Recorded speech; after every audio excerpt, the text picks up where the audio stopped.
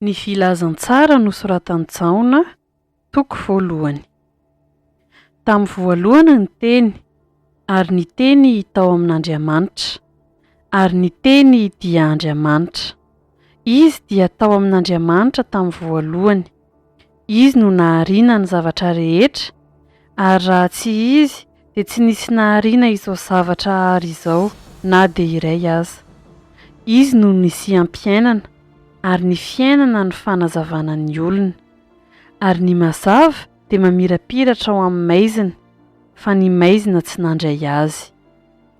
Nisy lehilahy nirahan'Andriamanitra, Jaona no anarany.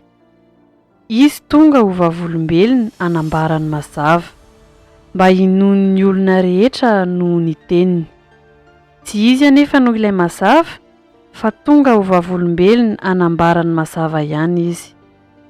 Tao ny tena mazava, izay mahazava ny olona rehetra, tonga amin'izao tontolo izao. Teo amin'izao tontolo izao izy, ary izy no nanaovana izao tontolo izao. Nefa izao tontolo izao tsy nahalala azy. Tonga tany amin'ny azy izy, fa ny azy tsy nandray azy. Fa izay rehetra nandray azy, dia nomeny hery ho tonga zanak'Andriamanitra, dia izay mino ny anarany. Dia ireo izay tsy nateraky ny rà, na ny sitrapon'ny nofo, na ny sitrapon'ny olona, fa naterak'Andriamanitra. Ary ny teny dia tonga nofo, ka nonona tamintsika, ary hitanay ny voninahiny, dia voninahitra mendrika ho an'ilay tokana avy tamin'iray, sady feno fahasoavana sy fahamarinana.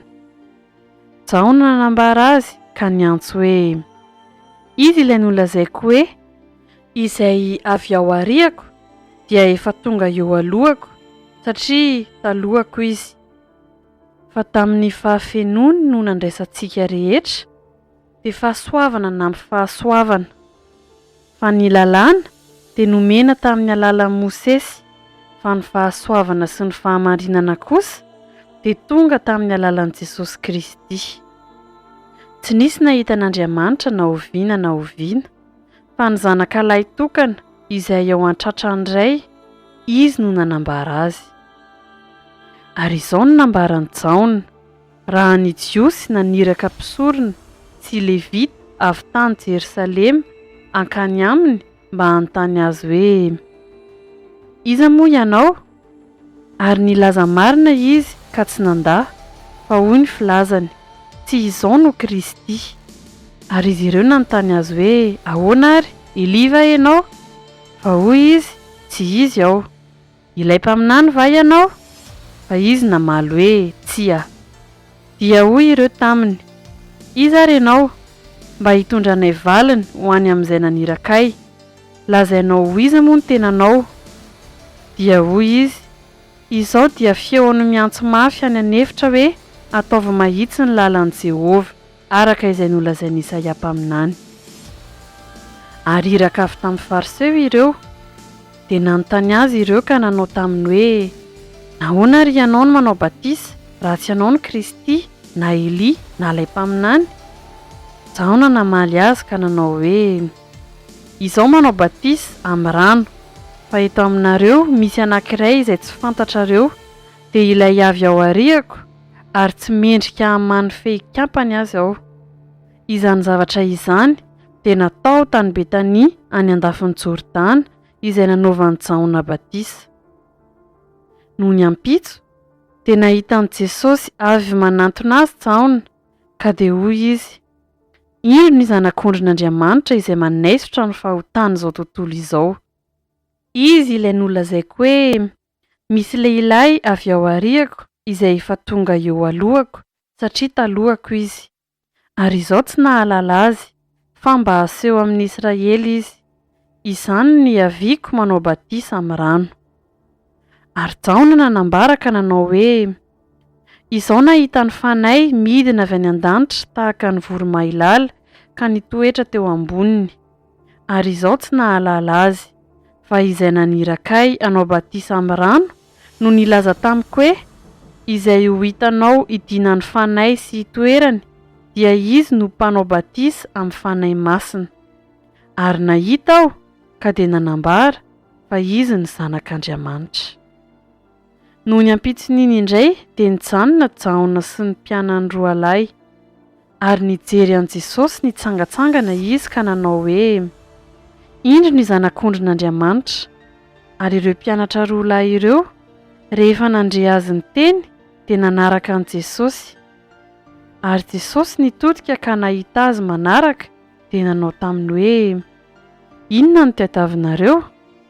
Ary eo izy roa lahy taminy, Raby, izay atao hoe Radika, mpampianatra o, aiza ianao no mitoetra? Hoy izy taminy, avy fa ho hitanareo. Koa dia nandeha izy ka nahita izay nitoerany ary nitoetra teo aminy tamin'izany andro izany, ary efa tokony ora 10 tamin'izay. Andrea, rahalahin'i Simona Petera no anankiray tamin'izy roa lahy, izay nandre ny tenin'ny Jaona ka nanaraka an' Jesosy. Izy no nahitan'i Simona rahalahiny aloha dia hoy izy taminy, efa nahita ny Mesia izahay, izay atao hoe Radika ny Kristy. Dia nitondra azy ho any amin'i Jesosy izy, ary noho nijery azy Jesosy dia hoy izy, ianao ny Simona zanak'i Jaona, ianao atao hoe Kefasy, izay atao hoe Radika Petera. Noho ny ampitso dia te hiala ho any Galilea Jesosy, ary nahita ny Filipo izy ka nanao taminy hoe, manarahy. Ary Filipo dia avy any Betsaida, tanànan'i Andrea sy Petera. Filipo kosa nahita ny Natanaela ka nanao taminy hoe, efa hitanay ilay nosoratan'i Mosesy tao amin'ny lalàna sy nosoratan'ny mpaminany dia Jesosy zanak'i Josefa avy any Nazareta. Ary hoy Natanaela taminy, moa mba misy zava-tsoa va avy any Nazareta? Dia hoy Filipo taminy, andeha izaho. Jesosy nahita ny Natanaela avy manantona azy dia nilaza azy hoe, indro ny tena Israelita tsy misy fitaka. Hoy Natanaela taminy, ahoana no afantaranao ahy? Dia namaly Jesosy ka nanao taminy hoe, fony tsy mbola niantso anao Filipo dia hitako teo ambanin'ny aviavy ianao. Dia namaly Natanaela ka nanao hoe, Raby o, ianao ny zanak'Andriamanitra, ianao ny mpanjakan'i Israely. Jesosy namaly ka nanao taminy hoe, moa ny nilazako taminao va fa hitako teo ambanin'ny aviavy ianao no inonao? Ahita zavatra lehibe noho izany ianao. Ary io koa izy taminy, lazaiko aminareo marina dia marina tokoa, ho hitanareo ny lanitra misokatra sy ny anjelin'Andriamanitra miakatra sy midina eo ambonin'ny zanak'olona. Ny filazantsara nosoratan'i Jaona, toko 2. Ary tamin'ny andro fahatelo dia nisy fampakaram-bady tao Akana any Galilea, ary tao ny renin'i Jesosy. Ary Jesosy sy ny mpianany koa dia nalainy ho ao amin'ny fampakaram-bady. Ary rehefa lany ny divay dia hoy ny renin'i Jesosy taminy, tsy manana divay izy. Hoy Jesosy taminy, raha vehivavy, moa mifaninona akory izao sy ianao? Tsy mbola tonga ny fotoanako. Fa hoy ny reniny tamin'ny mpanompo, ataovy izay asainy ataonareo. Ary nisy siny vato enina mahalany rano indroana intelo ny vata avy nipetraka teo ho fanadiovana araka ny fanaony jiosy. Dia hoy Jesosy taminy, feino rano ny siny, dia nofenony hatramin'ny molony. Ary hoy Jesosy taminy, tovozy amin'izao ka ento eo amin'ny mpandahatra ny fanasana. Dia nentiny. Ary raha nanandrana ny rano tonga divay ny mpandahatra ny fanasana, nefa tsy nahalala izay niaviany, fa ny mpanompo izay nanovo ny rano no nahalala, dia niantso ny mpampakatra izy ka nanao taminy hoe, araka ny fanaon'ny olona dia ny divay tsara no arosony aloha, ary rehefa nisotro be ny olona dia vao izay ratsiratsy kokoa. Fa ianao kosa dia efa nitahiry ny divay tsara ambaraka ankehitriny. Izany no nataon'i Jesosy tao Kana any Galilea, ho voalohan'ny mpamantarana ka nasehony ny voninahiny, ary nino azy ny mpianany. Rehefa afaka izany dia nidina nankeny Kapernaoma Jesosy mba amin'ny reniny sy ny rahalahiny ary ny mpianany, nefa tsy nitoetra ela teo izy.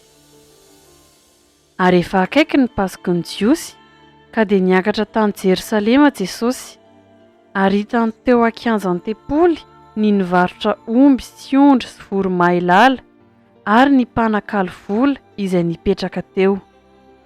Dia nanao kôtôpy kofehy izy ka nandroaka azy rehetra hiala teo ankianjan'ny tempoly, na ny ondry na ny omby, ary nararany ny volan'ny mpanakalo vola sady nazerany ny latabatra.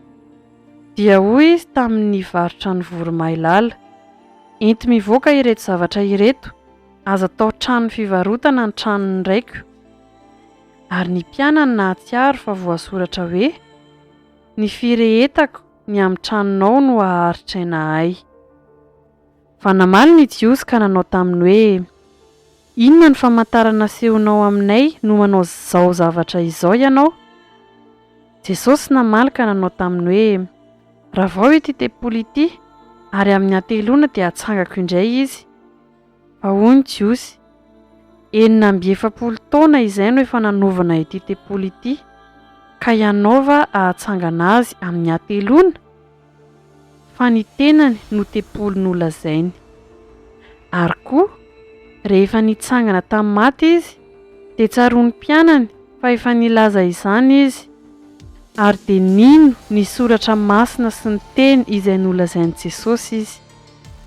Ary noho tao Jerosalema Jesosy tamin'ny Pasika, dia tamin'ny andro firavoravoana maro no nino ny anarany, raha nahita ny famantarana izay nataony. Fa Jesosy tsy natoky azy, satria izy nahalala ny olona rehetra, ary tsy nitady olona hanambara olona izy, fa ny tenany nahalala izay tao am-pon'ny olona.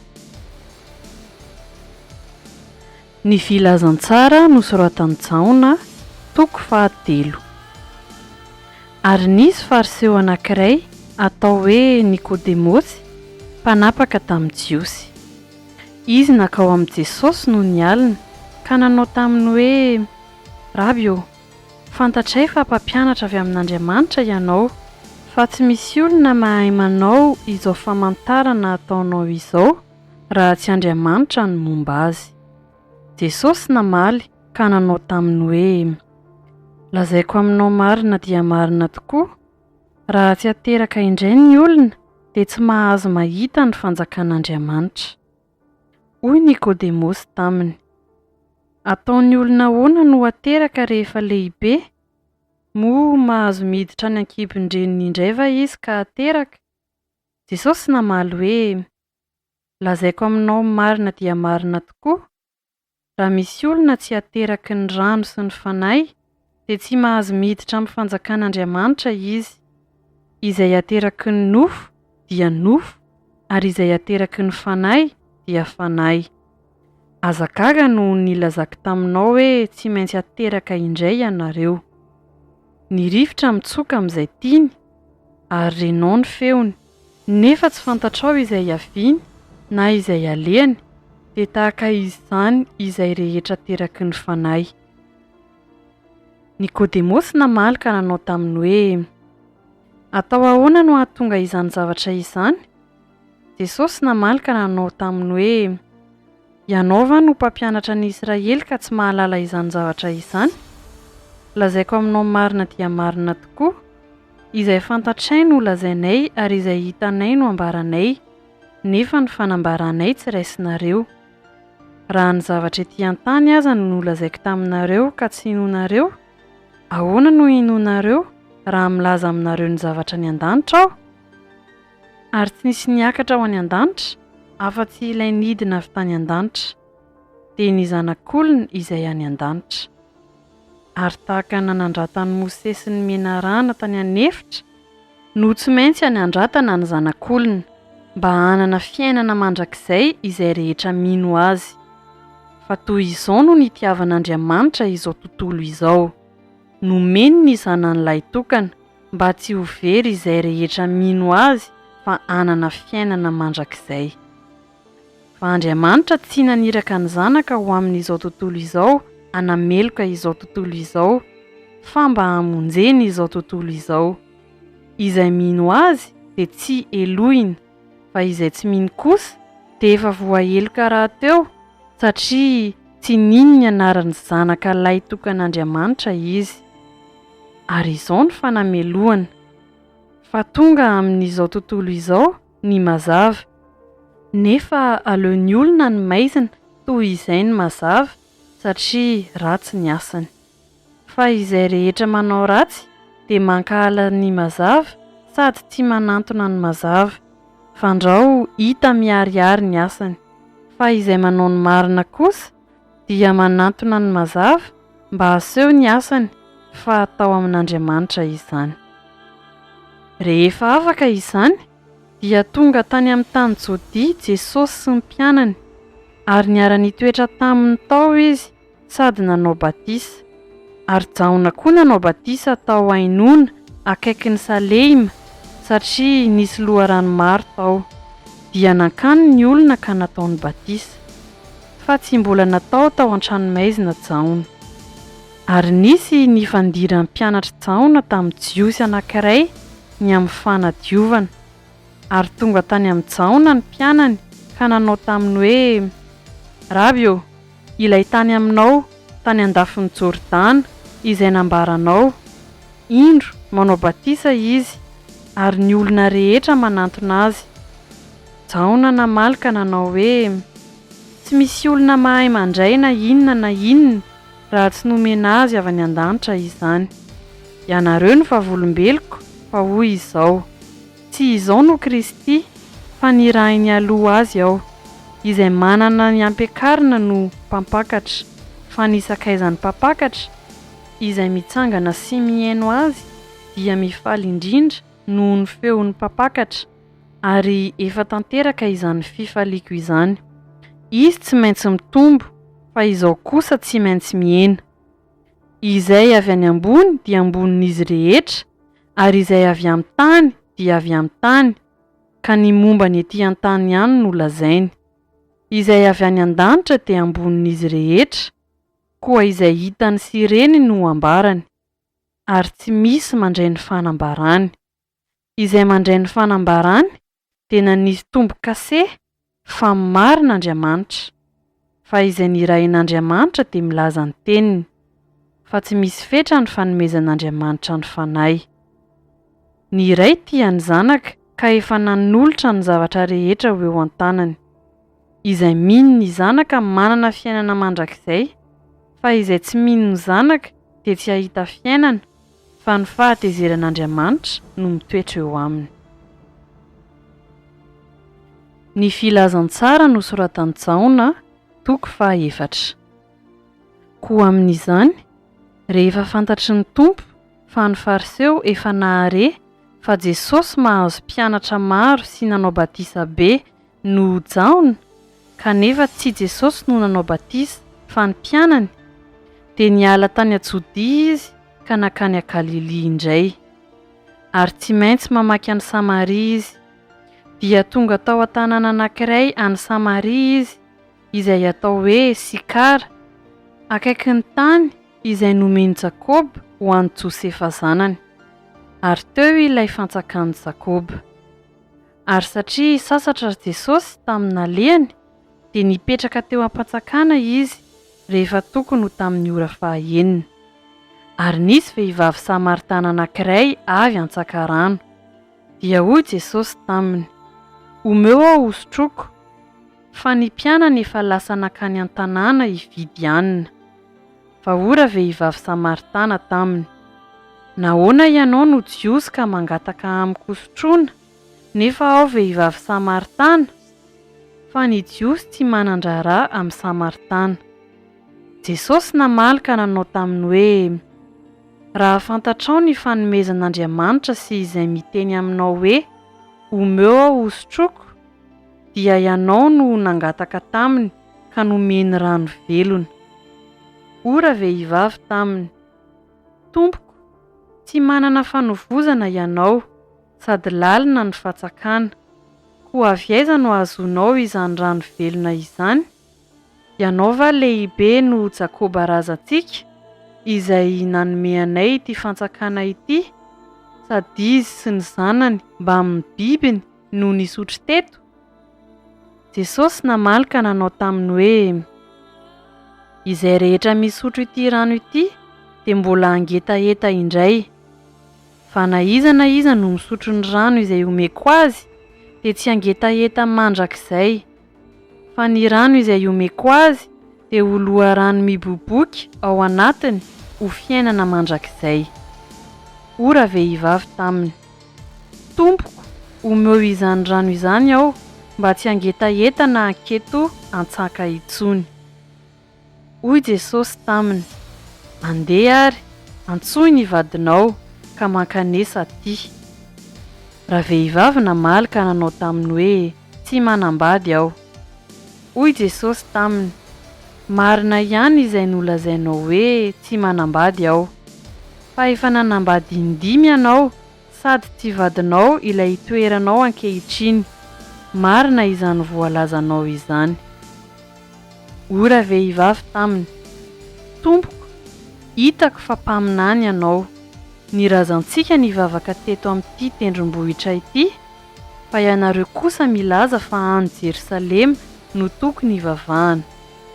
Hoy Jesosy taminy, raha vehivavy, minoa ahay fa avy ny andro ka tsy amin'ity tendrombohitra ity na any Jerosalema aza no hivavahanareo amin'iray. Ianareo mivavaka amin'izay tsy fantatrareo, izahay kosa mivavaka amin'izay fantatray, satria avy amin'ny jiosy ny famonjena. Fa avy ny andro sady tonga ankehitriny, raha ny tena mpivavaka hivavaka amin'iray amin'ny fanahy sy ny fahamarinana, fa ny iray koa mitady ny mpivavaka aminy ho tahaka izany. Andriamanitra dia fanahy, ary izay mivavaka aminy tsy maintsy mivavaka amin'ny fanahy sy ny fahamarinana. Hoy raha vehivavy taminy, fantatro fa avy ny Mesia, ilay atao hoe Kristy. Ka rehefa tonga izy dia ambarany amintsika ny zavatra rehetra. Hoy Jesosy taminy, izao izay miresaka aminao no izy. Ary tamin'izay dia tonga ny mpianany ka gaga, satria vehivavy no niresahany, nefa tsy nisy nanao hoe inona no tadiavinao na nahoana no miresaka aminy ianao. Dia nandao ny sininy raha vehivavy ary nankany an-tanàna ka nanao tamin'ny olona hoe, andeha izaha roa lehilahy iza roa, izay nilaza tamiko ny nataoko rehetra, izao angano Kristy. Dia nivoaka avy tao an-tanàna ny olona ka nakeo amin'i Jesosy. Ary raha tsy mbola tonga izy ireny, ny mpianany dia nangataka taminy ka nanao hoe, ano raby io. Fa hoy Jesosy taminy, izao manan-kaniko hoanina izay tsy fantatrareo. Dia niresaka ny mpianatra ka nanao hoe, nisy olona nitondra zavatra hoanina va re? Hoy Jesosy taminy, ny aniko dia ny manao ny sitrapony izay nanirakay sy ny mahavita ny asany. Moa ianareo tsy manao hoe va? Efa bolana no sisa dia tonga ny fararano. Indro, lazaiko aminareo, atopazy ny masonareo, ka jereo ny eny an-tsaha, fa efa masaka sahady ho jinjana izy. Ary izay mijinja dia mandray karama ka mamory vokatra ho amin'ny fiainana mandrakizay, mba hiara-mifaly ny mpamafy sy ny mpijinja. Ary amin'izany dia marina ilay teny hoe, ny iray mamafy ary ny iray kosa mijinja. Izao naniraka anareo hijinja izay tsy nisasaranareo. Olo-kafa no nisasatra, fa ianareo kosa no niditra teo amin'izay nisasarany. Ary maro ny Samaritana avy tao amin'izany tanàna izany no nino an Jesosy noho ny filazandra vehivavy, izay nanambara hoe, nolazainy tamiko avokoa izay rehetra nataoko. Ary rehefa nanantona azy ny Samaritana dia nangataka azy hitoetra tao aminy, ka dia nitoetra tao indroa andro izy. Ary maro koa no nino noho ny teniny ka nanao tamindra vehivavy hoe: tsy noho ny filazanao ihany no inonay, fa ny tenanay ny mandre ka fantatray fa izy tokoa no mpamonjy izao tontolo izao. Ary rehefa afaka ny indroa andro dia niala tao Jesosy ka nakany Galilia. Fa ny tenan'i Jesosy no efa nanambara fa tsy misy mpaminany manan-daza eo amin'ny taniny. Koa rehefa tonga tany Galilia izy dia nandray azy ny Galiliana, satria efa hitany izay rehetra nataony tany Jerosalema tamin'ny andro firaviravona, fa izy ireo koa mba niakatra tamin'ny andro firaviravona.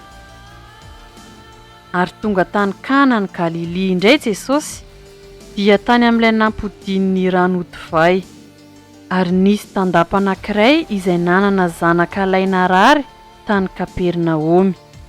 Ary rehefa reny fa Jesosy efa tonga tany Galilia avy tany Jodia, dia nakany aminy izy ka nangataka azy mba hidina sy hahasitrana ny zanany, satria efa ho faty izy. Dia hoy Jesosy taminy: raha tsy mahita famantarana sy fahagagana ianareo dia tsy mba hety iny mihitsy. Hoy ilay tandapa taminy: Tompoko, midina re, dia eny tsy mbola maty ny zanako. Hoy Jesosy taminy: andeha mody, velona ny zanakao.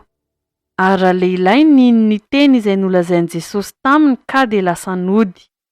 Ary no nidina izy dia nitsena azy ny mpanompony ka nilaza fa velona ny zanany. Ary izy nanontany azy ny ora izay nanaretany. Dia hoy ireo taminy: omaly tamin'ny ora 7 no nialany tazo taminy. Koa fantatry ny rainy fa tamin'izay indrindra no ora nanaovan'i Jesosy taminy hoe velona ny zanakao. Dia nino izy mba amin'ny ankohonany rehetra. Izany no famantarana faharoa nataon'i Jesosy fony izy tonga tany Galilia avy tany Jodia. Ny filazantsara nosoratan'i Jaona, toko 5. Rehefa afaka izany dia nisy andro firaviravon'ny Jiosy, ary Jesosy niakatra tany Jerosalema. Ary misy farihy any Jerosalema eo akaikin'ny vavahadin'ondry izay atao amin'ny teny Hebreo hoe Betesda, misy fialofana 5. Tao no nandriany mararomaro, ny jamba, ny mandringa, ny maty ila. Ary nisy lehilahy anankiray teo izay efa narary 7 taona. Raha nahita azy mandry Jesosy ka nahalala fa efa toy izany ela izy, dia hoy izy taminy: te ho sitrana va ianao? Ilay marary namaly azy hoe: Tompoko, raha etsehina ny rano dia tsy mba misy olona handroboka ahy eto amin'ny farihy, nefa raha mandeha aho dia misy olon-kafa misosoka eo alohako. Hoy Jesosy taminy: mitsangana, ento ny fandrianao ka mandehana. Ary niaraka tamin'izay dia sitrana lehilahy ka nitondra ny fandriany dia lasa nandeha. Ary sabata izay andro izay. Dia hoy ny Jiosy tamin'ilay efa sitrana: sabata ny andro ka tsy mety raha mitondra ny fandrianao ianao. Fa raha lehilahy namaly azy hoe: ilay nahasitrana ahy no nanao tamiko hoe ento ny fandrianao ka mandehana. Ary ireo nanontany azy hoe: iza moa izany lehilahy izany izay nanao taminao hoe ento ny fandrianao ka mandehana? Fa ilay sitrana tsy nahalala azy, fa niala teo Jesosy satria nisy vahoaka betsaka teo. Rehefa afaka izany dia hitan'i Jesosy teo akanjan'ny tempoly raha lehilahy ka hoy izy taminy: indro, efa sitrana ianao, aza manota intsony, fandrao anjohanao izay ratsy nohony teo. Dia lasa raha lehilahy ka nanambara tamin'i Jiosy fa Jesosy no nahasitrana azy. Ary noho izany ny Jiosy dia nanenjika an'i Jesosy satria nanao izany zavatra izany tamin'ny sabata izy. Fa Jesosy namaly azy hoe: ny raiko miasa mandraka ankehitriny ary izaho koa miasa. Nefa vao mainka nitady hamono azy ny Jiosy, tsy noho ny namahaniny amin'ny sabata ihany, fa noho ny ilazany koa fa Andriamanitra no rainy, ka nanao ny tenany ho mitovy amin'Andriamanitra izy. Ary Jesosy namaly ka nanao taminy hoe: lazaiko aminareo marina dia marina tokoa, ny zanaka tsy mahazo manao na inona ho azy afa-tsy izay hitany ataony iray, fa na inona no ataony iray dia toy izany koa no ataony zanaka. Fa ny iray tia ny zanaka ka maneho azy ny zavatra rehetra izay ataony tenany, ary asa lehibe no ireny no asehony azy mba ho gaga ianareo. Fa toy ny iray manangana sy mamelona ny maty, dia tahaka izany koa no hamelomany zanaka izay tiany. Fa ny iray aza tsy mitsara olona, fa ny fitsarana rehetra dia nomeny ny zanaka, mba hanajan'ny olona rehetra ny zanaka tahaka ny fanajan'ny iray. Izay tsy manaja ny zanaka dia tsy manaja ny iray izay naniraka azy. Lazaiko aminareo marina dia marina tokoa, izay mandre ny teniko ka mino izay naniraka ahy no manana fiainana mandrakizay ka tsy ho elohina, fa tafafindra ny ala tamin'ny fahafatesana ao amin'ny fiainana izy. Lazaiko aminareo marina dia marina tokoa, avy ny andro ary tonga ankehitriny izay andrenesan'ny maty ny feon'ny zanak'Andriamanitra, ary izay mandre dia ho velona. Fa tahaka ny iray manana fiainana ho azy, dia tahaka izany koa ny zanaka nomeny hanana fiainana ho azy, ary nomeny fahefana hitsara izy satria zanak'olona. Aza gaga amin'izany, fa avy ny andro izay andrenesan'ny olona rehetra ny ampasana ny feony dia hivoaka izy, izay nanao tsara dia ho any amin'ny fitsanganana ho fiainana, fa izay nanao ratsy kosa dia ho any amin'ny fitsanganana ho fahamelohana. Raha izao ihany dia tsy mahay manao na inona araka izay reko no hitsarako, ary marina ny fitsarako, fa tsy mitady ny sitrapoko aho, fa ny sitrapon'izay naniraka ahy. Raha izao no manambara ny tenako dia tsy marina ny fanambarako. Misy anankiray izay manambara ahy, ary fantatro fa marina ny fanambarana izay anambarany ahy. Ianareo naniraka tany amin'ny Jaona, ary nanambara ny marina izy. Fa izao tsy mandray ny fanambarana avy amin'ny olona, fa milaza izany zavatra izany aho mba ho voavonjy ianareo. Izy dia jiro ny rehitra ka nazava, ary nahafinaritra anareo ny nifalianareo vetivety tamin'ny fahazavany. Fa izao kosa manana fanambarana lehibe no Jaona, fa ny asa nomeny ray ahy ho vitaiko, dia izany asa ataoko izany no manambara ahy fa ny ray indray, ary ny ray izay naniraka ahy, izy no nanambara ahy. Tsy mba renareo ny feony, na hitanareo akory aza ny endriny, ary ny teniny tsy mba mitoetra ao anatinareo, satria tsy mino izay nirahiny ianareo.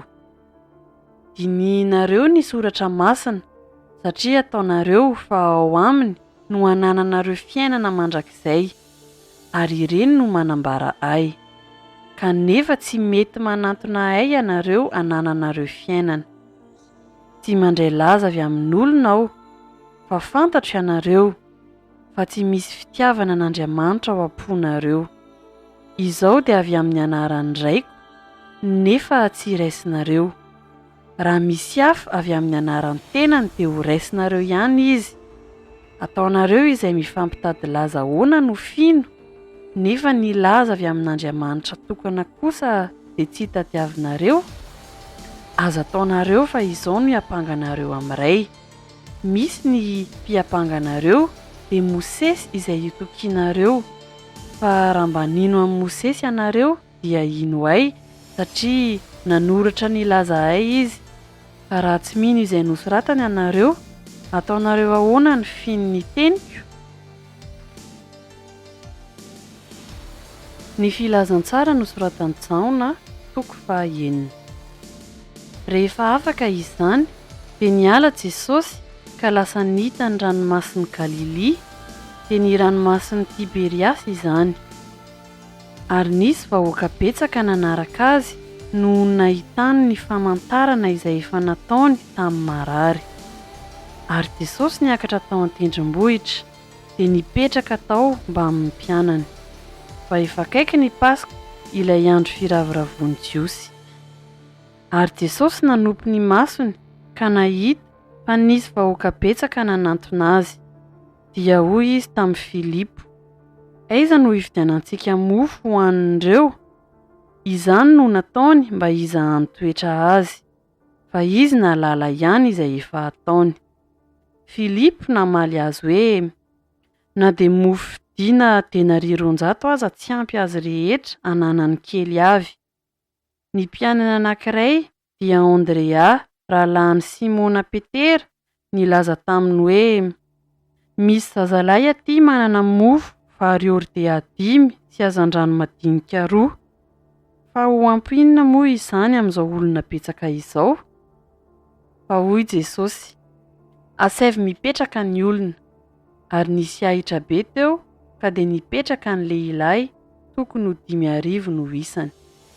Dia nandray ny mofo Jesosy, ary rehefa nisaotra dia nizara izany tamin'izay nipetraka hihinana izy, ary ny hazan-drano koa araka izay nilainy. Ary rehefa voky ny olona dia hoy Jesosy tamin'ny mpianany, angoniny ny sisa tsy lany mba tsy hisy ho very.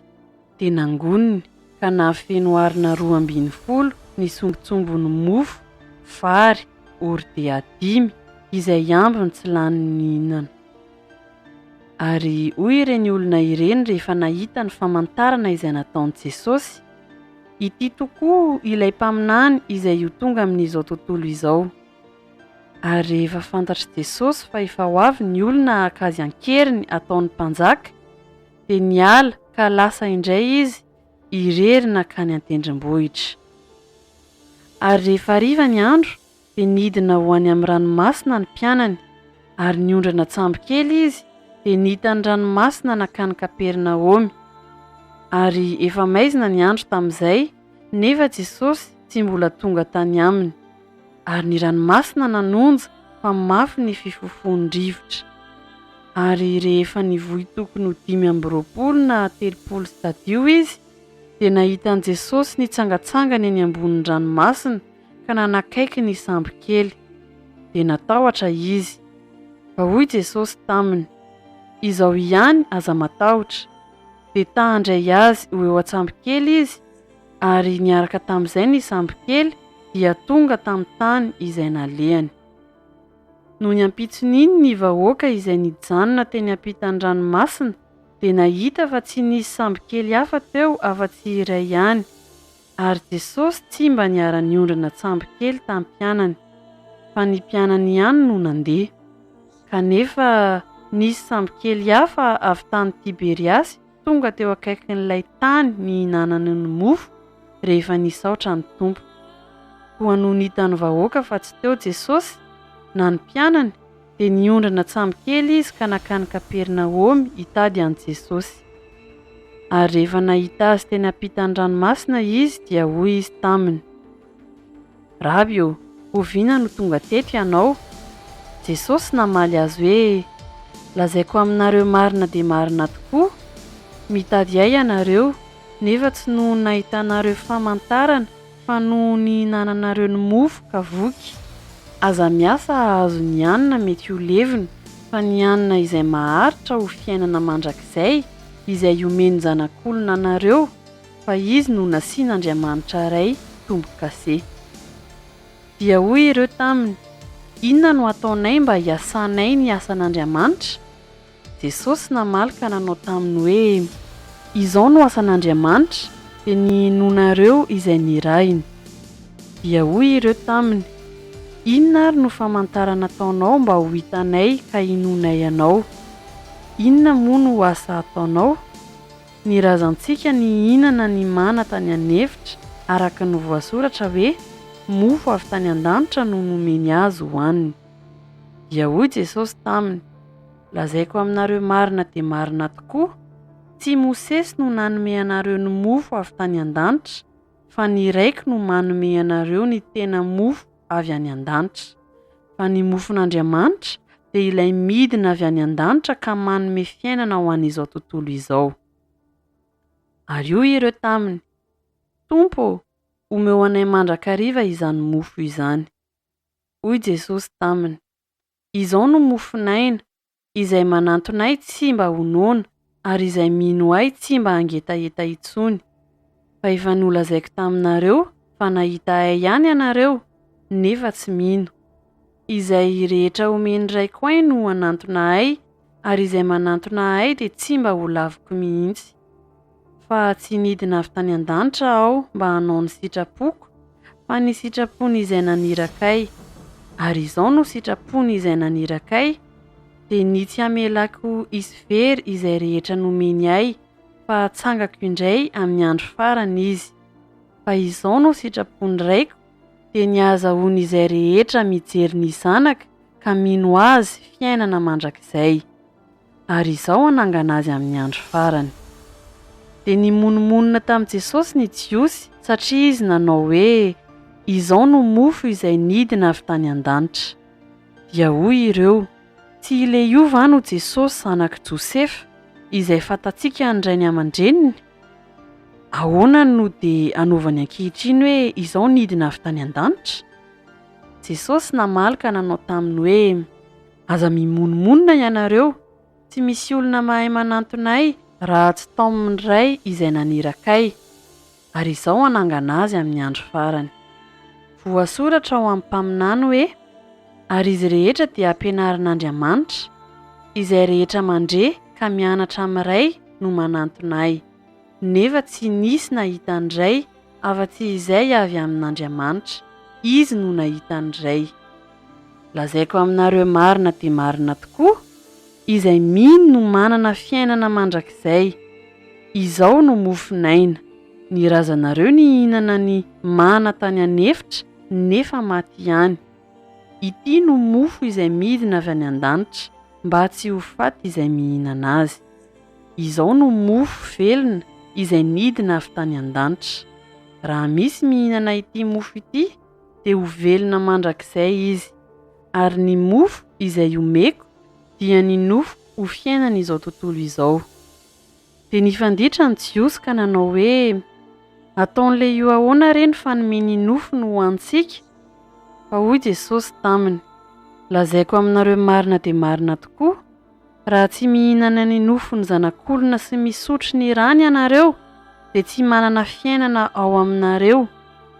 Izay mihinana ny nofoko sy misotro ny rako no manana fiainana mandrakizay. Ary izao hanangana azy amin'ny andro farany. Fa ny nofoko no tena fihinana ary ny rako no tena fisotro. Izay mihinana ny nofo sy misotro ny rako no mitoetra ao amiko ary izao kosa ao aminy.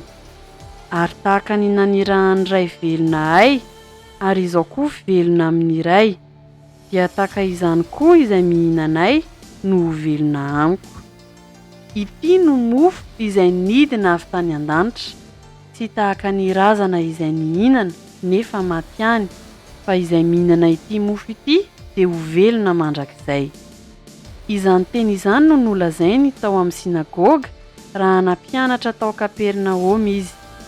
Koa maro tamin'ny mpianany noho ny nandre dia nanao hoe sarotra izany teny izany, iza no mahaino izany?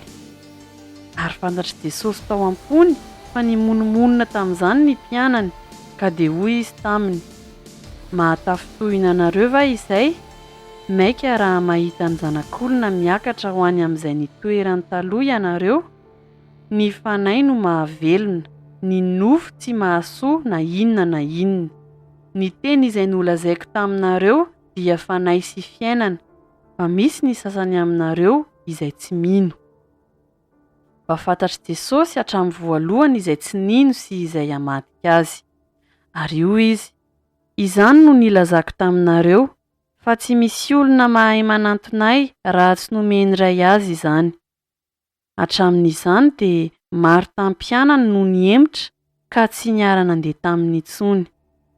Dia hoy Jesosy tamin'ny 12 lahy, ianareo koa va mba te hiala? Simona Petera namaly azy hoe, Tompo, akany amin'iza moa izahay? Ianao no manana ny tenin'ny fiainana mandrakizay, ary izahay mino ka mahalala fa ianao no ilay mason'Andriamanitra. Jesosy namaly azy hoe, tsy izao va no nifidy anareo 12 lahy, nefa ny anankiray aminareo aza dia devoly? fa izy nilaza ny Jodasy zanaky Simona Iskariota, fa izy io no ilay efa hamadika azy nefa isany 12 lahy. Ny filazantsara nosoratan-tsaona toko 7. Ary rehefa afaka izany dia nandeha tany Galilea Jesosy fa nalaika handeha tany Jodia izy satria nitady hahafaty azy ny jiosy. Ary efa akaiky ny andro firavoravoan'ny jiosy dia ny amin'ny tabernakely ka hoy ny rahalahiny taminy, mialahy eto ka mandehana ho any Jodia mba ho hitan'ny mpianatra koa ny asa izay ataonao, fa tsy misy olona manao zavatra mitakona nefa ny tena no mitady ho hita miharihary. Raha manao izany zavatra izany ianao dia misy eo amin'izao tontolo izao. Fa na dia ny rahalahiny aza tsy nino azy dia hoy Jesosy taminy, tsy mbola tonga ny fotoanako fa ny fotoananareo dia vonona lalandava. Tsy mahazo mankahala anareo izao tontolo izao, fa izao no alany satria milaza fa ratsy ny asany. Miankara ho amin'ny andro firavoravoana ianareo, fa izao tsy mbola miakatra ho amin'ity andro firavoravoana ity satria tsy mbola tonga ny fotoanako. Ary rehefa nilaza izany teny izany taminy izy dia mbola nitoetra tany Galilea ihany. Fa rehefa lasa niakatra ho any amin'ny andro firavoravoana ny rahalainy dia niakatra koa izy nefa tsy mba nisehoseho fa toa niafinafina. Ary ny jiosy dia nitady azy tamin'ny andro firavoravoana ka nanao hoe aiza izy? Ary nitakiritsika azy be ihany ny vahoaka. Hoy ny sasany, tsara fanahy izy, fa io kosa ny sasany, tsia fa mamitaka ny vahoaka izy. Nefa tsy nisy sainy hiresaka azy miharihary noho ny fatahorany ny jiosy. Ary rehefa nisasaka ny andro firavoravoana dia niakatra teo ankianjan'ny tempoly Jesosy ka nampianatra. Dia gaga ny jiosy ka nanao hoe ahoana ny nahaizan'ilay ity soratra nefa tsy mba nianatra izy. Dia namaly azy Jesosy ka nanao hoe tsy hay ny fampianarako fa an'izay naniraka. Raha misy olona tahanao ny sitrapony dia ahalalany amin'ny fampianarana izy, na avy amin'Andriamanitra izany na miteny ho ay aho. Izay miteny ho azy dia mitady ny voninahitry ny tenany, fa izay mitady ny voninahitry izay naniraka azy no marina, ary tsy misy tsy fahamarinana ao aminy. Tsy Mosesy va no nanome anareo ny lalàna? Nefa tsy misy eo aminareo mankatoa ny lalàna. Nahoana ianareo no mitady hamono ahy? Ny vahoaka namaly hoe manana demonia ianao, iza no mitady hamono anao? Jesosy namaly ka nanao taminy hoe asa iray loha ihany no nataoko ka gaga avokoa ianareo rehetra. Izao no nanomezan'ny Mosesy anareo ny famorana, tsy noa izy avy tamin'ny Mosesy fa noho izy avy tamin'ny razana. Ka na dia amin'ny sabata aza dia mamora olona ihany ianareo. Raha amin'ny sabata aza no amorana olona mba tsy hahafoana ny lalàn'ny Mosesy dia tezitra amiko va ianareo satria nisy olona anankiray nataoko sitrana avokoa ny tenany rehetra tamin'ny sabata? Aza mitsara araka ny miseho fa mba mitsara marina. Ary ny mponina sasany tany Jerosalema dia nanao hoe tsy ilay ity va ilay tadiavin'ny hovonoana? Ary indro izy miteny miharihary nefa tsy misy miteny azy akory. Sao efa fantatry ny mpanapaka nefa io ny Kristy? Nefa fantatsika izay niavian'ilay io, fa raha avy Kristy tsy misy mahalala izay hiaviany. Dia niantso teo ankianjan'ny tempoly Jesosy raha nampianatra ka nanao hoe izao dia fantatrareo sady fantatrareo koa izay niaviako, ary tsy avy ho ay aho fa marina ny nanirakay izay tsy fantatrareo.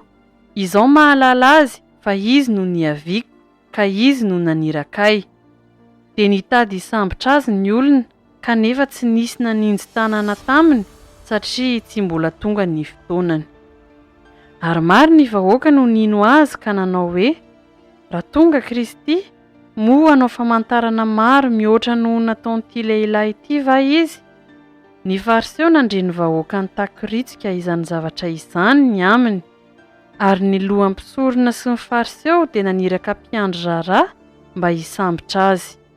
Dia hoy Jesosy, kely foana no hitoerako aminareo dia hankany amin'izay naniraka ahy aho. Hitady ahy ianareo fa tsy hahita, ary izay hitoerako dia tsy azonareo aleha. Dia niresaka hoe ny Jiosy, ankaiza moa no alehan'ilay ity no tsy ho hitantsika? Hankany amin'izay miely any amin'ny Grika va izy ka hampianatra ny Grika? Ahoana re izao teny nolazainy izao hoe hitady ahy ianareo fa tsy hahita, ary izay hitoerako tsy azonareo aleha? Ary tamin'ny andro farany, izay andro lehibe tamin'ny andro firavoravoana, dia nitsangana Jesosy ka niantso nanao hoe, raha misy olona mangetaheta, aoka izy hanantonay ka hisotro. Izay mino ahy, dia izy onony rano velona hiboboky avy ao an-kibony, araka ny voalaza ny soratra masina. Ary ny fanahy izay efa horaisin'ny mino azy no nolazainy tamin'izany. Fa ny fanahy tsy mbola nomena, satria Jesosy tsy mbola niditra tamin'ny voninahiny. Ary ny sasany tamin'ny vahoaka, raha nandre izany teny izany dia nanao hoe, ity tokoa ilay mpaminany. Hoy ny sasany, ity no Kristy. Fa hoy kosa ny sasany, avy any Galilea no hiaviany Kristy? Tsy voalaza ny soratra masina va fa Kristy dia avy amin'ny taranak'i Davida, sady avy ao Betlehemy, vohitra nonenan'i Davida? Dia nisara-tsainany amin'ny Jesosy ny vahoaka.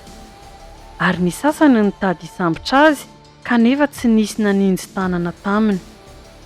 Ary ny mpiandry raharaha nankeo amin'ny loham-pisorona sy ny fariseo, ka hoy izy ireo taminy, nahoana ianareo tsy nitondra azy? Ny mpiandry raharaha namaly hoe tsy mbola nisy olona niteny tahaka izany. Ary ny fariseo namaly azy hoe, ianareo koa va voafitaka? Moa misy mpanapaka na fariseo mba nino azy? Fa voaozina ireto vahoaka ireto izay tsy mahalala ny lalàna. Ary Nikodemosy, anankiray teo aminy, dia ilay nankeo amin'i Jesosy teo aloha, dia nanao taminy hoe, moa manameloka olona va ny lalantsika, raha tsy mbola mihaino azy aloha ka mahafantatra izay nataony? Izy ireo namaly ka nanao taminy hoe, ianao koa nga mba avy any Galilea?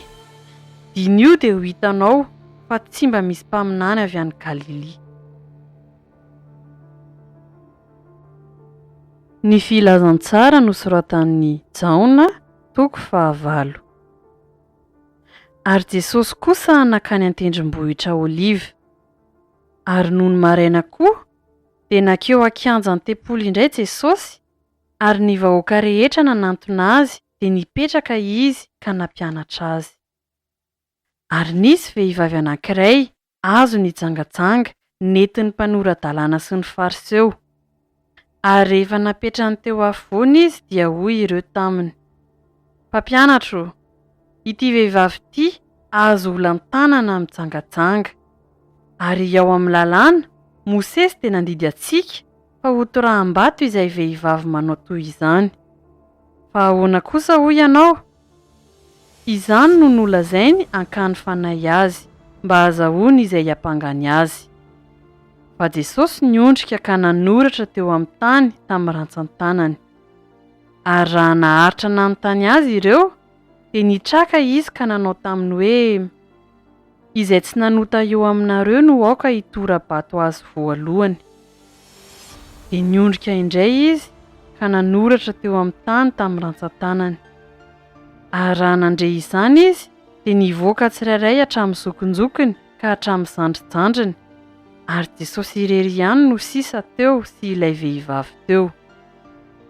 Ary rehefa nitraka Jesosy dia hoy izy taminy, ravehivavy, aiza ireny? Tsy nisy nanameloka anao va? Ary io izy, tsy misy tompoko. Dia hoy Jesosy, izao koa tsy manameloka anao, mandehana, ary amin'izao sisa izao dia aza manoty intsony. Ary Jesosy niteny tamin'ny olona indray ka nanao hoe, izao no fahazavan'izao tontolo izao, izay manarakay tsy mba handeha amin'ny maizina fa anana ny fahazavanaina. Ary io ny fariseho taminy. Ianao manambara ny tenanao, koa tsy marina ny fanambaranao. Jesosy namaly ka nanao taminy hoe, na dia manambara ny tenako aza aho, dia marina ny fanambarako, satria fantatro izay niaviako sy izay alehako, fa ianareo kosa tsy mahalala izay aviako na izay alehako. Ianareo mitsara araka ny nofo, izaho tsy mitsara olona na dia iray akory aza. Ary na dia mitsara aza aho, dia marina ny fitsarako, satria tsy irery aho, fa izaho sy ny Ray izay nanirakay.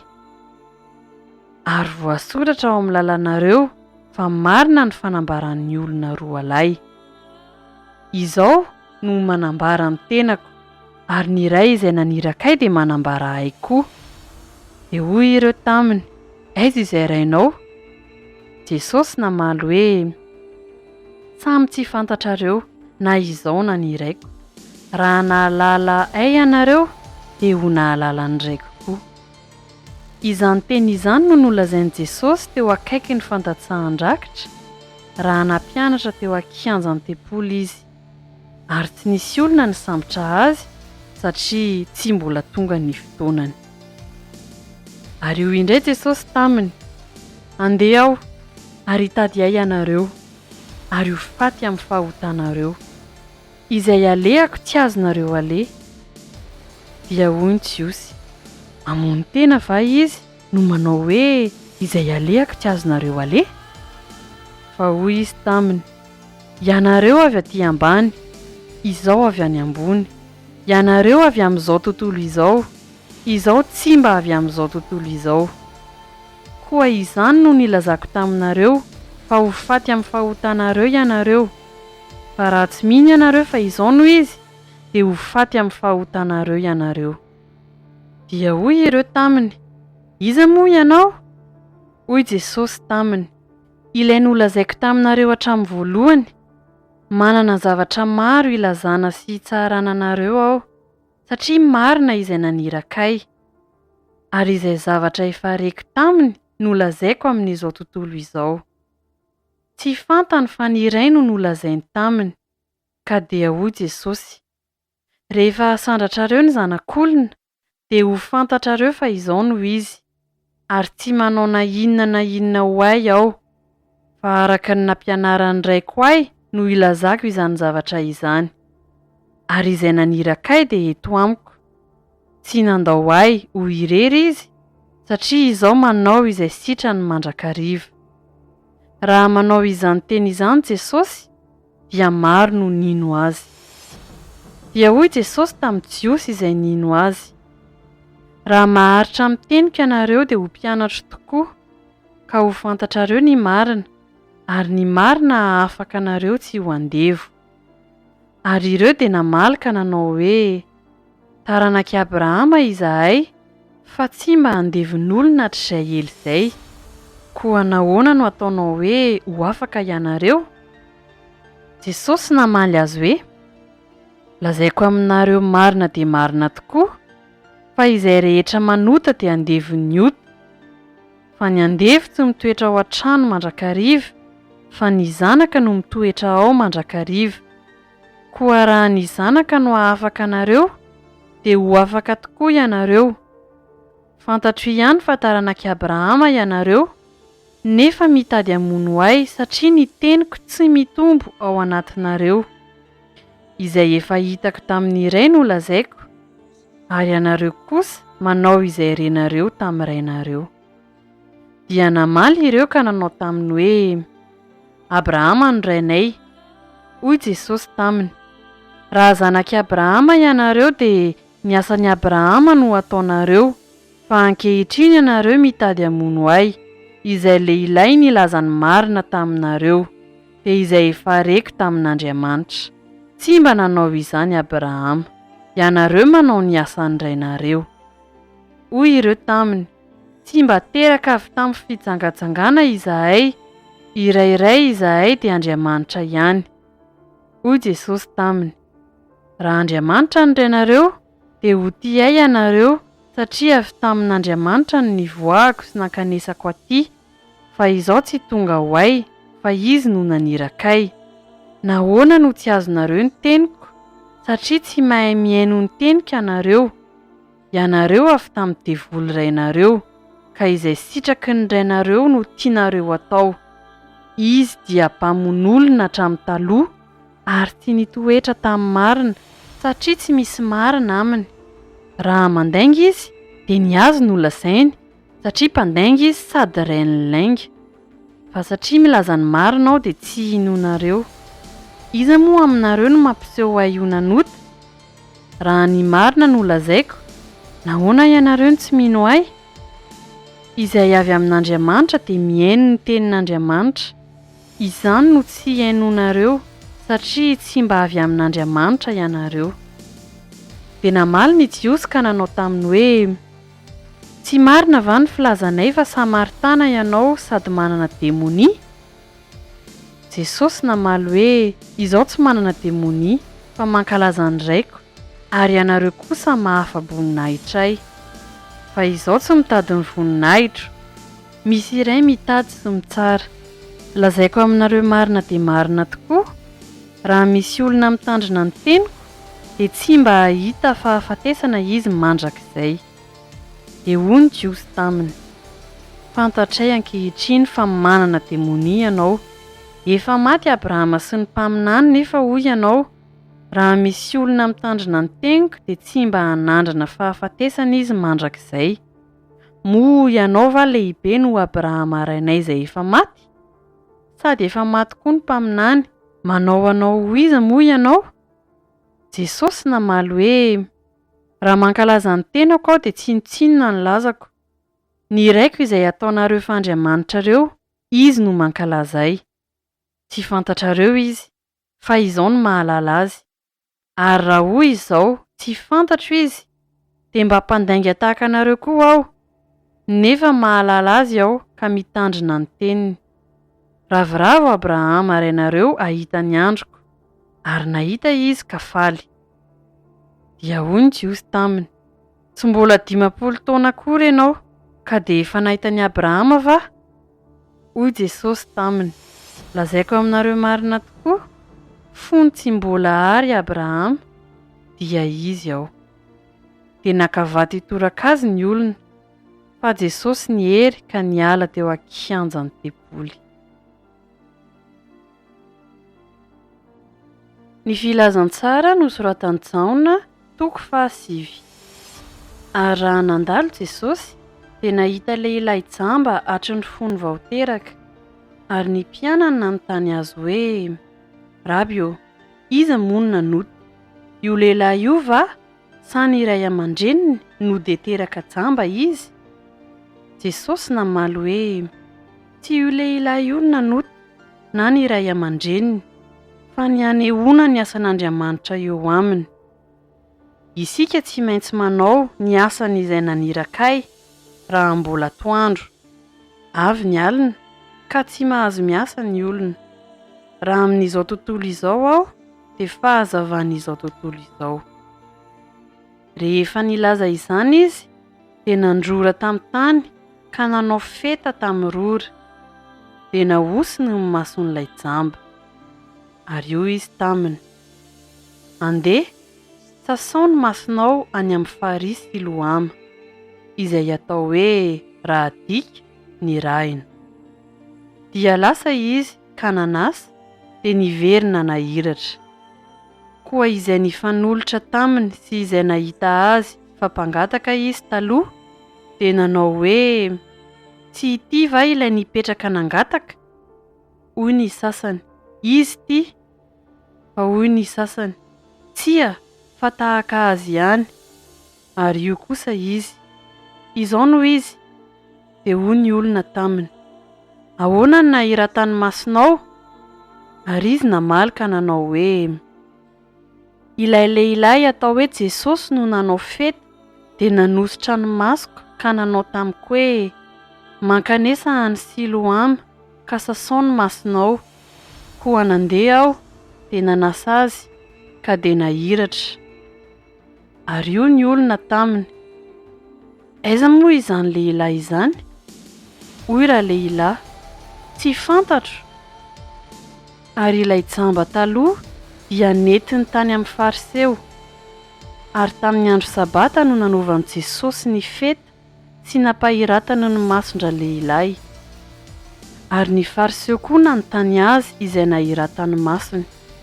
Dia hoy izy taminy, nasiany feta ny masoko dia nosasako ka nahiratra aho. Ary io ny fariseo sasany, tsy avy amin'Andriamanitra izany lehilahy izany, satria tsy mitandrina ny sabata izy. Hoy ny sasany, ataon'ny lehilahy mpanota ahoana no fahay manao fahagagana toy izany? Dia nisara-tsaina izy.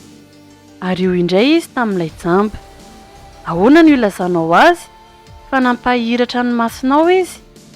Dia hoy izy, mpaminany izy.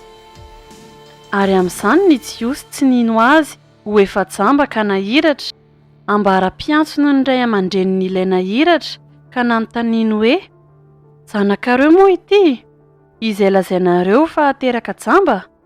Ho anahoana ary no nahiratany izao? Ny ray aman-dreniny namaly ka nanao hoe, fantatray fa zanakay ity sady teraka jamba, fa tsy fantatray izay nahiratany izao. Ary tsy fantatray izay nampahiratra ny masony. Izy ihany no anontany io, efa lehibe izy, aoka izy no ilaza ny amin'ny tenany. Izany teny izany no nolazain'ny ray aman-dreniny, satria natahotra ny jiosy izy. Fa efa nifanaiky raha teo ny jiosy, fa raha misy manaiky azy io Kristy dia horoahina hiala amin'ny sinagoga. Izany no nilazan'ny ray aman-dreniny hoe efa lehibe izy, hoy izy no anontany io.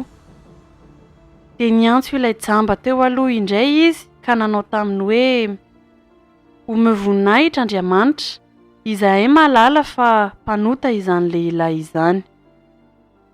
Fa izy namaly hoe, tsy fantatro na mpanota izy na tsia, zavatra iray loha ihany no fantatro, jamba aho teo aloha fa mahiratra aho izao. Dia hoy izy taminy, inona no nataony taminao? Nanao ahoana ange no nampahiratany ny masonao? Dia namaly azy hoe izy, efa voalazako taminareo raha teo, fa tsy nihaino ianareo. Nahoana no te hihaino indray ianareo? Moa te ho mpianany koa va ianareo? Dia nanevateva azy izy ka nanao hoe, elany mpianany, fa izahay mpianatry Mosesy. Izahay mahalala fa Mosesy ny tenenin'Andriamanitra, fa ny amin'izany lehilahy izany dia tsy fantatray izay neviany. Raha lehilahy namaly azy hoe, mba mahagaga tokoa lahy izany, fa tsy fantatrareo izay niaviany, nefa nampahiratra ny masoko izy. Fantatsika fa Andriamanitra tsy mihaino ny mpanota, fa izay mivavaka aminy sy manao ny sitrapony no henony. Hatr'izay dia tsy mbola re fa nisy nampahiratra ny mason'izay teraka jamba. Raha tsy avy amin'Andriamanitra izany lehilahy izany, dia tsy mahefa na inona izy. Ary namaly ireo ka nanao taminy hoe, tena teraka tamin'io telahy, ka ela indray va mampianatra anay? Dia noroahiny izy. Jesosy nandre, fa efa noroahiny raha lehilahy. Ary rehefa nahita azy izy, dia nanao hoe, mino ny zanak'Andriamanitra va ianao? Raha lehilahy namaly ka nanao hoe, iza moa izy tompoko mba hinoko azy? Hoy Jesosy taminy, efa nahita azy ianao, sady izay miresaka aminao izao no izy. Ary io izy, tompoko, mino aho, dia niankohaka teo anatrehany izy. Dia hoy Jesosy, ho fitsarana no nahatongavako amin'izao tontolo izao, mba hahiratra ny tsy mahiratra, ary mba ho tonga jamba kosa ny mahiratra. Ary ny fariseo sasany izay teo aminy noho nandre izany, dia nanao taminy hoe, izahay koa va mba jamba? Hoy Jesosy taminy, raha jamba ianareo dia tsy ho nanan-keliko, nefa hoy ianareo ankehitriny, mahiratra izahay dia tsy afaka ny helokareo.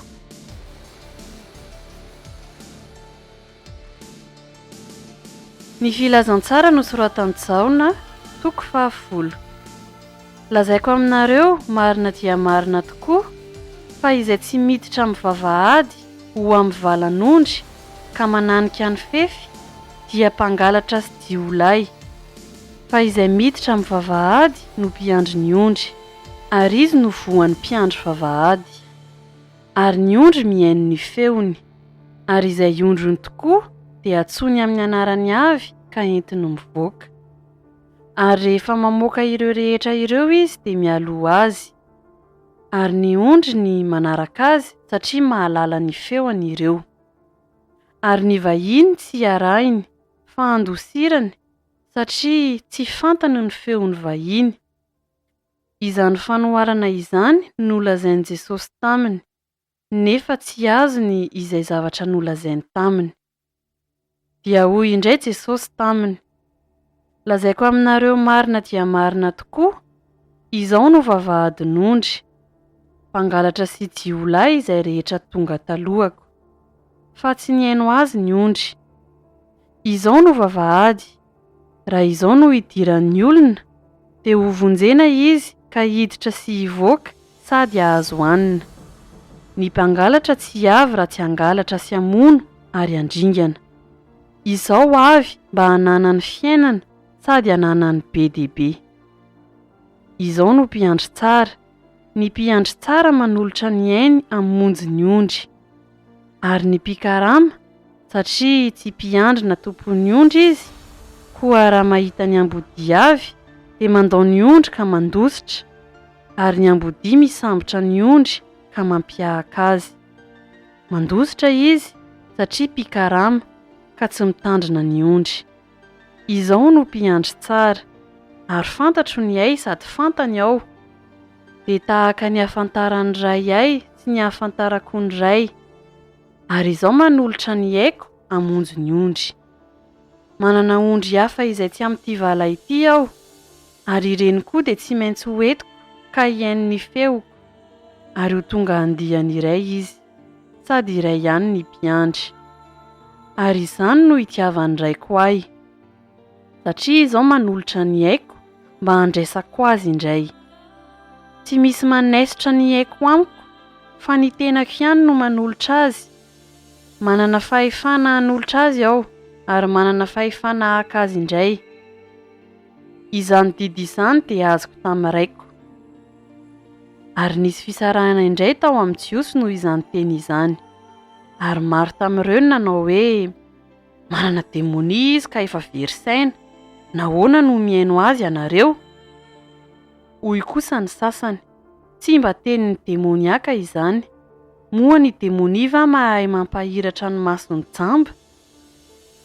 Ary tonga ny andro firaviravona tany Jerosalema, dia ilay atao hoe fitokanana. Ary efa ririnina ny andro, ary Jesosy nitsangatsangana teo ankianjan'ny tempoly teo amin'ny fialofan'i Solomona, dia nitangoronan Jiosy izy ka nanontaniany hoe, ambara-pahoviana no ampisalasalanao anay?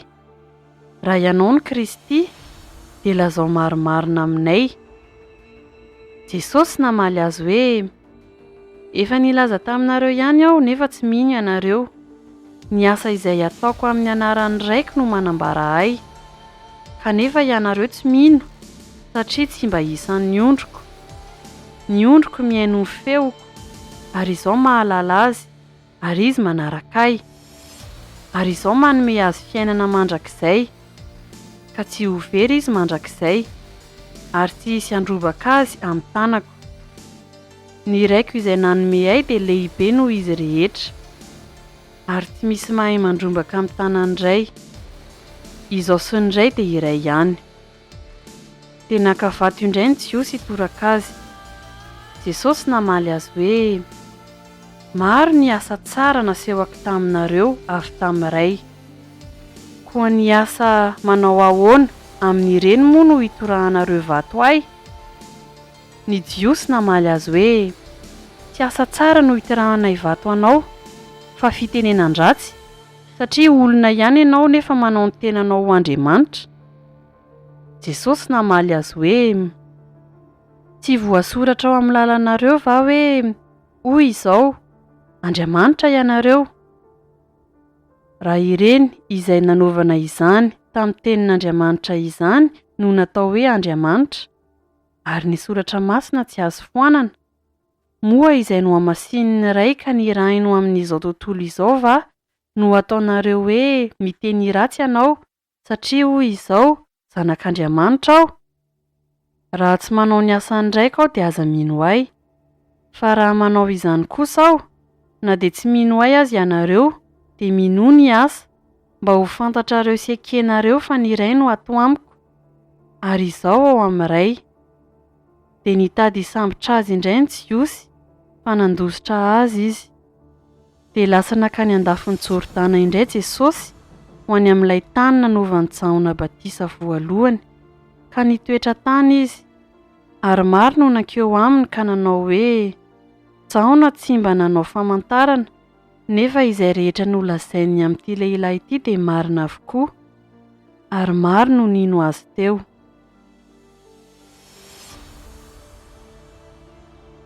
Ny filazantsara nosoratan'i Jahona, toko 20. Ary nisy lehilahy anankiray narary, dia Lazarosy avy any Betania, tanànan'i Maria sy Marta rahavaviny. Maria dia ilay nanositra ny Tompo tamin'ny menaka manitra sy namaoka ny tongony tamin'ny volondohany, ary Lazarosy any adahiny no narary. Ary izy mirahavavy dia naniraka tany amin'i Jesosy hanao hoe Tompoko, indro marary ilay tianay. Ary rehefa reny Jesosy izany dia hoy izy, tsy ho fahafatesana no anton'izany aretina izany, fa ny ampisehoana ny voninahitr'Andriamanitra, mba hankalazana ny zanak'Andriamanitra. Ary Jesosy tia ny Marta sy ny rahavaviny ary Lazarosy. Koa noho nireny Jesosy fa narary Lazarosy, dia mbola nitoetra indroa andro teo amin'izay nitoerany ihany izy.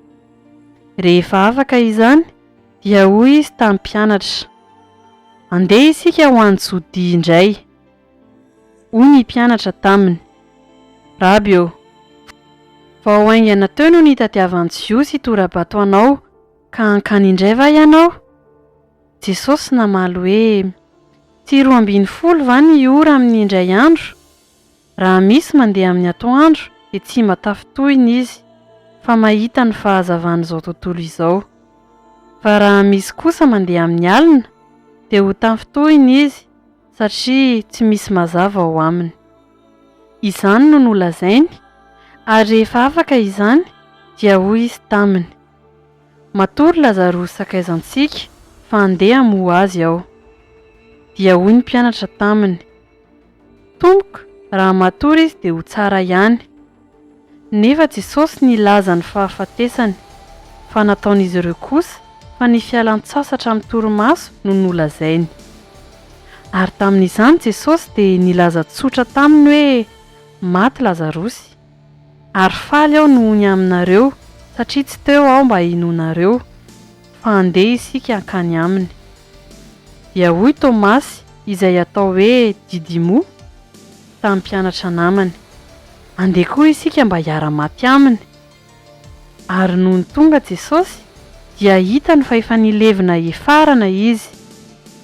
Ary Betania dia teo akaikin'i Jerosalema, tokony ho 5 stadio no elanelany. Ary Marta amin'ny Jiosy no efa tonga teo amin'ny Marta sy Maria hitsapa alahelo azy noho ny amin'ny anadahiny. Ary Marta, raha nandrefa tamin'i Jesosy dia nandeha nitsena azy, fa Maria kosa nitoetra tao an-trano. Ary io Marta tamin'i Jesosy, Tompoko, raha teto ianao dia tsy maty ny anadahako, nefa fantatro fa na dia ankehitriny izao aza na inona no angatahanao amin'Andriamanitra dia omen'Andriamanitra anao. Hoy Jesosy taminy, hitsangana ny anadahanao. Fa hoy Marta taminy, fantatro ihany fa hitsangana izy amin'ny fitsanganan'ny maty amin'ny andro farany. Hoy Jesosy taminy, izao no faranganana ny maty sy fiainana, izay mino ahy na dia maty aza dia ho velona indray. Ary izay rehetra velona ka mino ahy dia tsy ho faty mandrakizay. Mino izany va ianao? Hoy izy taminy: eny tompoko, mino aho fa ianao ny Kristy zanak'Andriamanitra ilay ho tonga amin'izao tontolo izao. Ary rehefa nilaza izany izy dia lasa nandeha ka niantso mangingina any Maria rahavaviny nanao hoe: tonga ny mpampianatra ka miantso anao. Ary raha vao nandre izany Maria dia nitsangana faingana izy ka nankeo aminy. Fa Jesosy tsy mbola tonga tao an-tanàna fa mbola teo amin'ilay nitsenan'ny Marta azy ihany.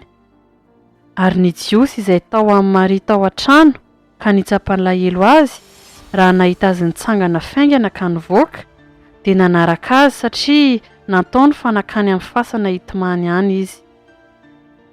Ary Maria rehefa tonga teo amin'izay nitoeran'i Jesosy ka nahita azy dia niankohaka teo amin'ny tongony ka nanao taminy hoe: tompoko, raha teto ianao dia tsy maty ny anadahako. Ary Jesosy noho nahita azy nitomany sy ny jiosy izay niaraka taminy nitomany koa dia vonto ny fanahiny ka tora-kovitra izy. Ary io izy: aiza moa no nandevenanareo azy? Dia hoy ireo taminy: tompoko, andeha izaho. Jesosy nitomany. Dia hoy ny jiosy: akory ity habean'ny fitiavany azy. Fa hoy ny sasany: moa tsy hain'ilay ity izay nampahiratra ny mason'ilay jamba va ny manao izay tsy ho nahafaty andralehilahy ity? Dia vonto indray ny fanahin'i Jesosy ka nankeo amin'ny fasana izy. Ary zohy izany sady nisy vato narindrina teo. Hoy Jesosy: esory ny vato. Hoy Marta nabaviny maty taminy: tompoko, maimbo izy izao fa efa efarana izay. Hoy Jesosy taminy: tsy voalazako va fa raha ino ianao dia ho hitanao ny voninahitran'Andriamanitra? Dia nesoriny ny vato. Ary Jesosy dia nanandratra ny masony ka nanao hoe: ray eo, saotranao aho fa efa niaino ahy ianao. Raha izao dia fantatro fa miaino ahy mandrakariva ianao. Fa noho ny vahoaka mitsangana manodidina no nilazako izany, mba hinono fa ianao no naniraka ahy. Ary rehefa nanao izany teny izany izy dia niantso tamin'ny feo mahery hoe: ry Lazarosy, mivoaha! Dia nivoaka ny maty, nisy fehi-paty ny tanany sy ny tongony sady voafehy mosara koa ny tavany. Hoy Jesosy tamin'ny olona: vao izy ka avelao andeha. Ary Marta amin'ny jiosy dia ireo nankeo amin'ny Maria ka nahita ny zavatra nataon'i Jesosy ireo no nino azy. Fa ny sasany tamin'ireo kosa dia lasa nakany amin'ny fariseo ka nilaza taminy izay nataony. Ary ny loham-pisorona sy ny fariseo nanangana ny Sinedraona ka nanao hoe: ahoana no ataontsika? Fa iny lehilahy iny dia nanao famantarana maro. Raha avelantsika hanao toy izany ihany izy dia ino azy avokoa ny olona rehetra, ary ho avy ny Romana ka handrava ny firenentsika sy ny firenentsika. Ary ny anankiray taminy dia Kaiafa, mpisorona be tamin'izany taona izany, nanao taminy hoe: ianareo tsy mahalala na inona namisaina akory fa tsara ho anareo raha ny lehilahy iray no ho faty hamonjy ny firenena mba tsy ho rava avokoa ity firenena ity. Ary tsy niteny izany ho azy izy fa satria mpisorona be tamin'izany taona izany izy dia naminany fa Jesosy ho faty hamonjy ny firenena, ary tsy hamonjy io firenena io ihany fa mba hanangona ny zanak'Andriamanitra izay efa nielo ho antoko iray. Ka hatramin'izany andro izany dia niendry hahafaty azy ireo. Ary Jesosy tsy nandeha niarihary teny amin'ny jiosy intsony, fa niala teo izy nakany amin'ny tany akaiky ny efitra ho any an-tanàna atao hoe Efraima. Ary nitoetra tany izy mba mimpianatra. Ary efa akaiky ny Pasika ny jiosy. Ary maro avy tany an-tsaha no niakatra ho any Jerosalema talohan'ny Pasika mba hanadio ny tenany. Dia nitady an'i Jesosy ireo ka nijanona teo ankianjan'ny tempoly ka niresaka hoe: ahoana ny hevitrareo? Tsy mba ho tonga amin'ny andro firavoravoana va izy? Ary ny loham-pisorona sy ny fariseo efa nandidy, fa raha misy olona mahalala izay hitoerany dia tsy maintsy milaza mba hisamborany azy.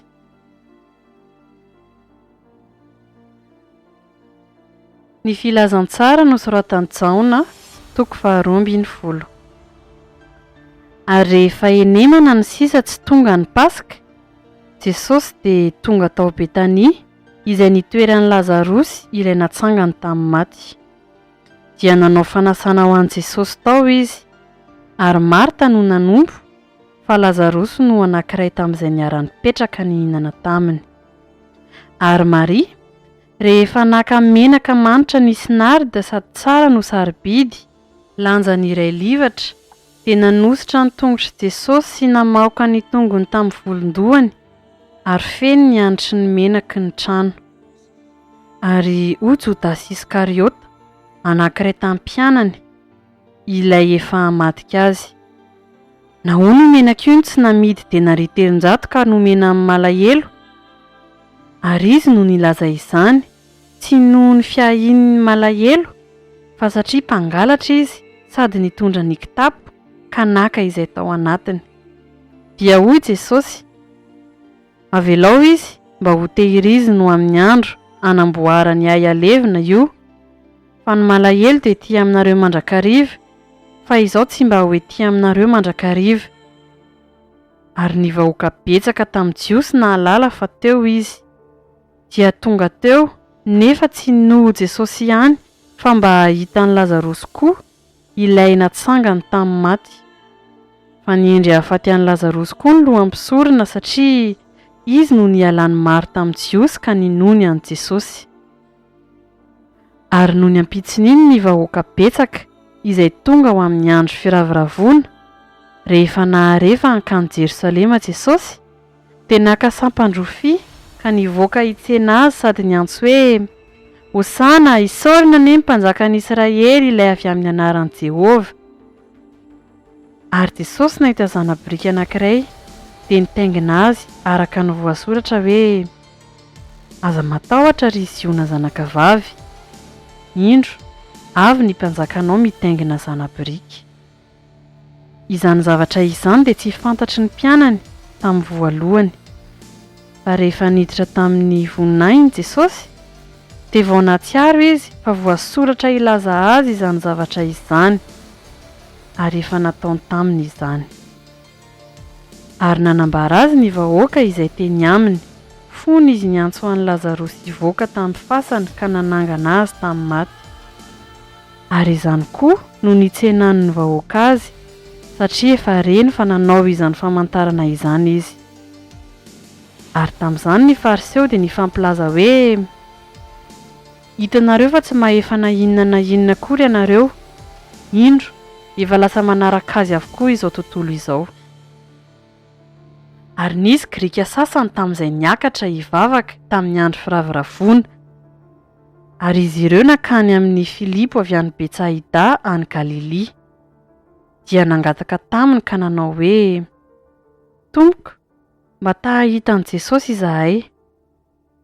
Dia lasa Filipo nilaza tamin'i Andrea, ary Andrea sy Filipo lasa nilaza tamin'i Jesosy. Ary Jesosy namaly azy hoe, tonga ny fotoana hankalazana ny zanak'olona. Lazaiko aminareo marina dia marina tokoa, raha tsy latsaka ao amin'ny tany ny voambary ka maty dia mitoetra foana izy, fa raha maty kosa izy dia ahavokatra be. Izay tia ny ainy no mahavery izany, fa izay mankahala ny ainy amin'izao fiainana izao no hiaro izany ho amin'ny fiainana mandrakizay. Raha misy olona manompo ahy, dia aoka izy anarakay, ary izay hitoerako dia ao koa no hitoeran'ny mpanompoka. Fa raha misy olona manompo ahy, dia hankalaza azy ny ray. Ankehitriny mangorohoro ny fanahiko, ary ahoana no lazaiko? Ray ô, vonjeo aho afaka amin'ity ora ity, nefa izao no niaviako amin'ity ora ity. Ray ô, mankalaza ny anaranao. Dia nisy feo avy tany an-danitra nanao hoe, efa nankalaza azy aho, ary hankalaza azy indray.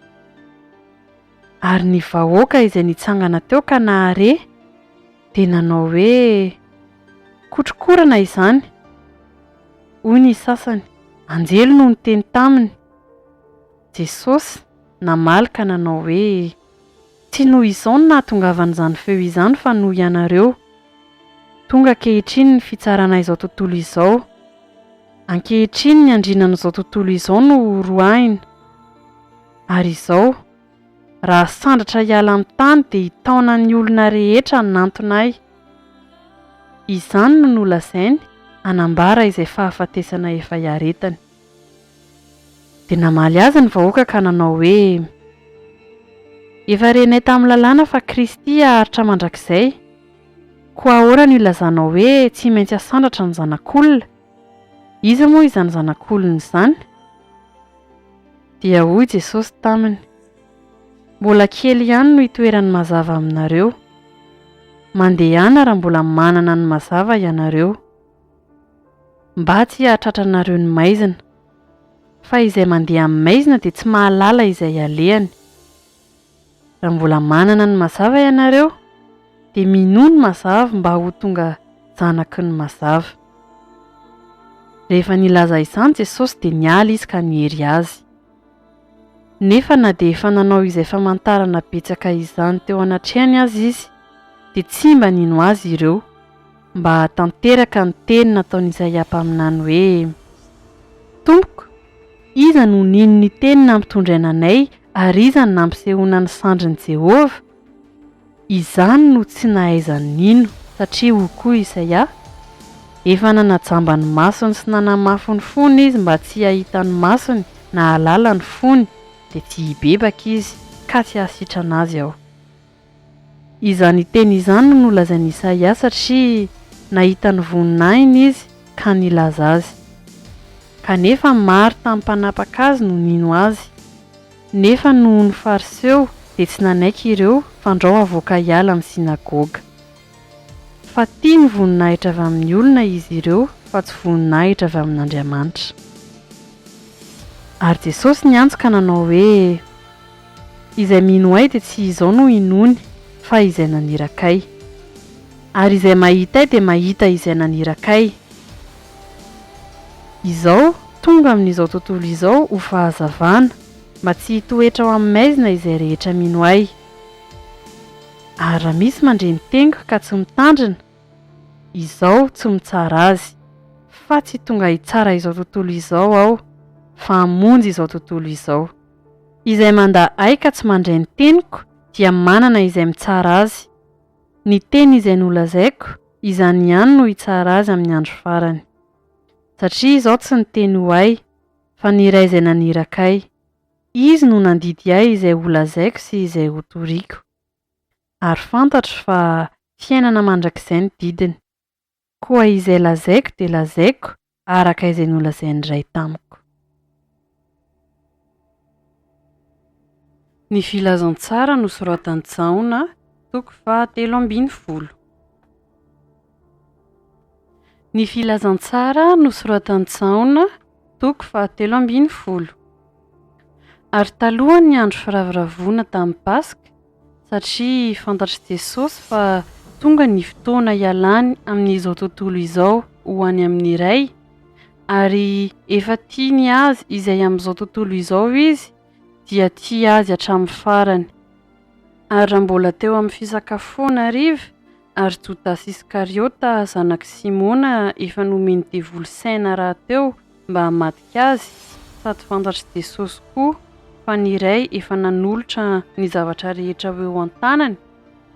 Ary Andriamanitra no niaviany, sady Andriamanitra koa no hiverenany. Dia nitsangana niala teo am-pihinanana izy ka nametraka ny lambany, ary naka lamba famaony ka nisikinany. Ary rehefa vita izany dia nampidina rano tamin'ny tavy izy ka nanomboka nanasa ny tongotry ny mpianany sy namaoka azy tamin'ny lamba famaony izay nisikinany.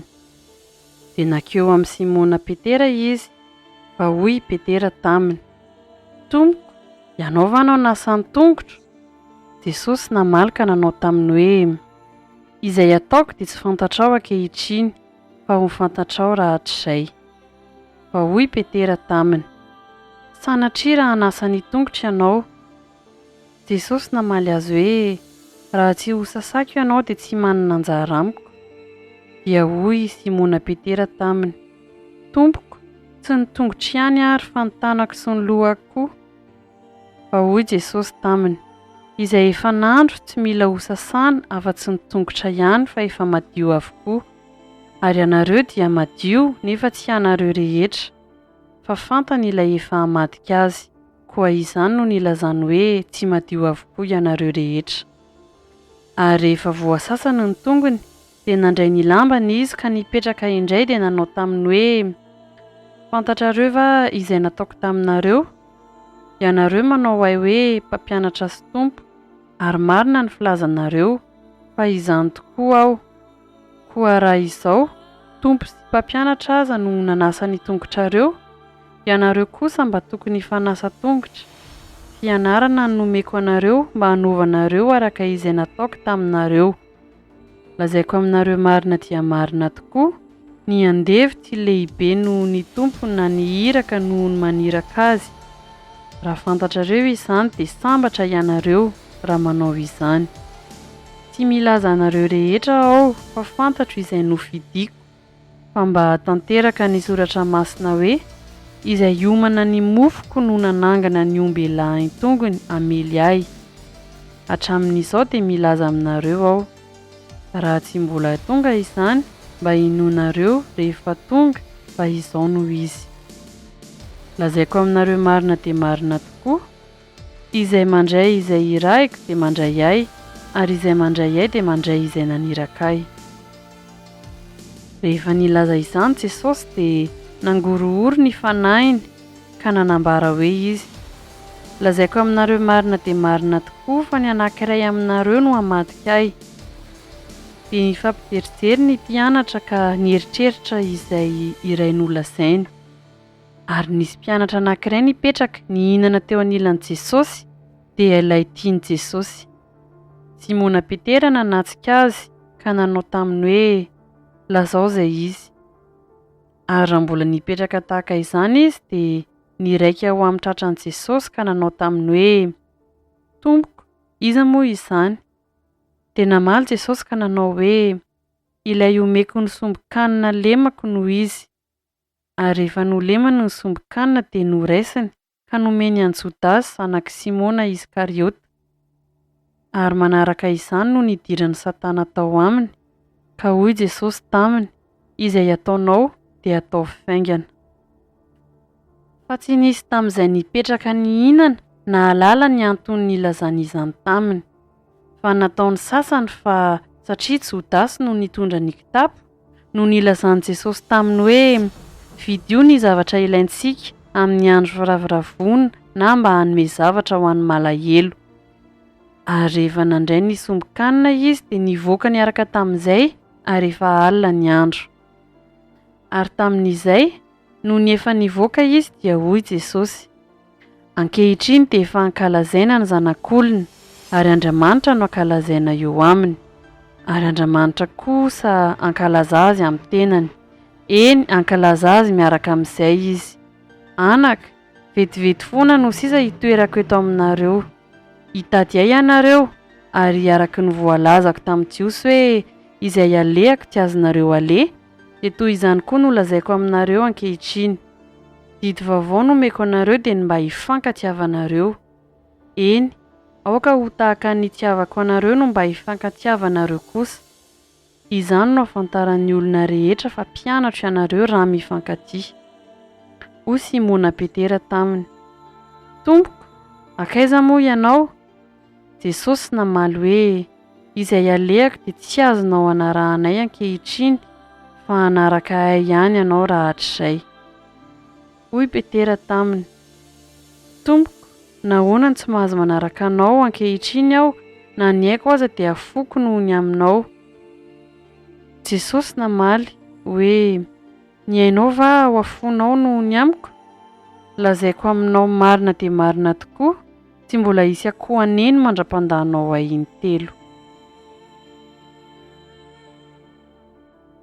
Ny filazantsara nosoratan'i Jaona, toko 4:10. Aza malahelo ny fonareo, minoana Andriamanitra ary minoa ahy koa. Ao an-tranony iraiky misy fitoerana maro, raha tsy izany dia efa nilaza taminareo aho. fa andeha hamboatra fitoerana ho anareo aho. Ary raha andeha hamboatra fitoerana ho anareo aho, dia ho avy indray ka handray anareo ho any amiko, ka izay hitoerako ny toeranareo koa. Ary fantatrareo koa ny lalana ho any amin'izay alehako. Hoy Tomasy taminy: Tompoko, tsy fantatray izay alehanao, ka ataonay ahoana ny fahafantatra ny lalana? Hoy Jesosy taminy: Izao no lalana sy fahamarinana ary fiainana, tsy misy olona mankany amin'ray afa-tsy amin'ny alalako.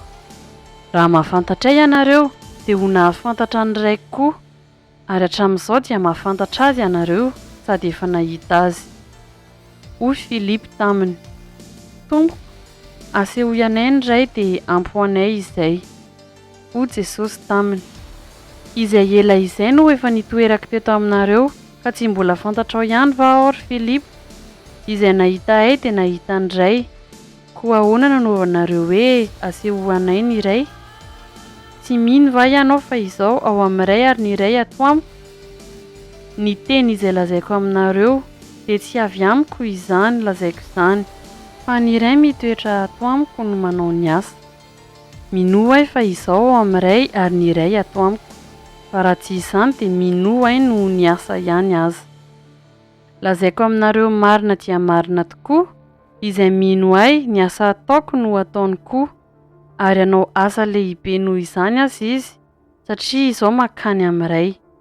Ary na inona no angatahinareo amin'ny anarako, dia ataoko izany mba hankalazana ny ray eo amin'ny zanaka. Raha mangataka zavatra amiko amin'ny anarako ianareo, dia ataoko izany. Raha tiay ianareo, dia hitandrina ny didiko. Ary izao angataka amin'ny ray, ary izy hanome anareo mpananatra hafa mba ho eo aminareo mandrakizay. Dia ny fanahy ny fahamarinana, izay tsy azon'izao tontolo izao ho raisina, satria tsy hitany na fantany, fa ianareo no mahafantatra azy, sady mitoetra eo aminareo izy, ary ho ao anatinareo. Tsy hamelanareo hokamboty aho, ankaty aminareo aho. Vetivety foana dia tsy ahita ahy intsony izao tontolo izao, fa ianareo no ahita ahy, satria velona aho dia ho velona koa ianareo. Amin'izany andro izany dia ho fantatrareo fa izao ao amin'ny raiko ary ianareo ato amiko, ary izao ao aminareo. Izay manana ny didiko ka mitandrina izany, dia izy no tia ahy, ary izay tia ahy no tia ny raiko, ary izao ho tia azy ka izy eo aminy. Hoy Jodasy tsy Iskariota taminy: Tompoko, nahoana no aminay ihany ny sehonao fa tsy amin'izao tontolo izao koa? Jesosy namalaka nanao taminy hoe: Raha misy tiay dia hitandrina ny teniko izy, ary ny raiko ho tia azy, ary akao aminy izahay ka ononao aminy. Izay tsy tiay dia tsy mitandrina ny teniko, ary ny teny izay renareo dia tsy ay, fa ny ray izay naniraka ahy. Izany teny izany dia efa voalazako taminareo raha mbola mitoetra eto aminareo aho. Fa ny mpananatra dia ny fanahy masina izay iray ny ray amin'ny anarako. Izy no mampianatra anareo ny zavatra rehetra, sy hampatsiaro anareo ny zavatra rehetra izay nolazaiko taminareo. Fiadanana no avelako anareo, ny fiadanako no omeko anareo. Tsy tahaka ny fanomen'izao tontolo izao ny fanomezako anareo. Aza malahelo na matahotra ny fonareo. Efa renareo fa izao nilaza taminareo hoe andeha aho, nefa ho avy aminareo indray. Raha tiay ianareo, dia ho faly, satria mankany amin'ny ray aho. Fa ny ray dia lehibe noho izao. Ary ankehitriny efa nilaza taminareo aho dia tsy mbola tonga izany, mba hinonareo rehefa tonga. Tsy hilaza zavatra maro aminareo intsony aho, fa avy ny andrinan'izao tontolo izao, nefa tsy manana na inona to amiko izy. Fa mba ho fantatra izao tontolo izao fa tiako ny raiko, ary araka izay nandidiny ray ahy dia izany no ataoko. Mitsangana, andeha isika ialeto. Ny filazantsara nosoratan'i Jaona, toko 5:10. Izao no tena voaloboka, ary ny raiko no mpamboatra. Ny sampany rehetra eo amiko izay tsy mamoa dia esoriny, fa ny sampany rehetra izay mamoa kosa dia amboariny mba hamoa bebe kokoa. Efa madio rahateo ianareo no niteniko izay nolazaiko taminareo. Tomoera amiko ary izao aminareo.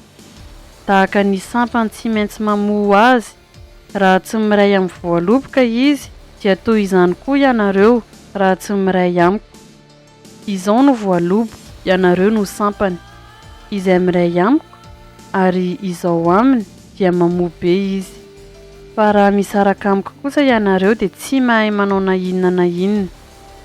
Raha misy tsy miray amiko dia ariana eny ivelany tahaka ny sampany izy ka malazo, ary angonina izy ka atsipy ao anaty afo dia ho may. Raha miray amiko ianareo ka mitoetra ao anatinareo ny teniko dia angatao izay tianareo na inona fa ho tonga aminareo izany. Izany no ankalazana ny iraiko, mahamoazanareo be ka ho tonga mpianatra ianareo. Tahaka ny nitiavany indray ahy no nitiavako anareo. Tomoera amin'ny fitiavako ianareo. Raha mitandrina ny didiko ianareo dia hitoetra amin'ny fitiavako tahaka ny nitandremako ny didiny raiko sy ny hitoerako amin'ny fitiavany. Izany zavatra izany dia efa nolazaiko taminareo mba ho ao aminareo ny fifaliako ka ho tanteraka ny fifalianareo. Izao no didiko dia ny mba hifankatiavanareo tahaka ny nitiavako anareo.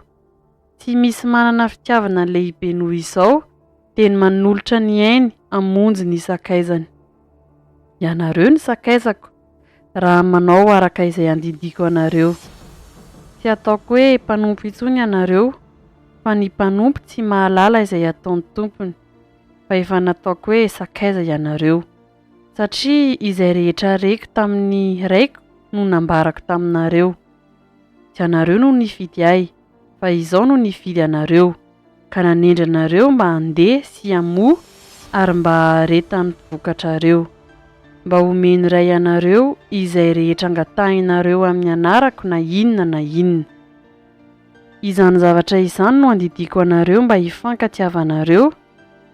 Raha alan'izao tontolo izao ianareo dia aoka ho fantatrareo fa izao efa alany talohanareo. Raha naman'izao tontolo izao ianareo dia ho tiany azy izao tontolo izao.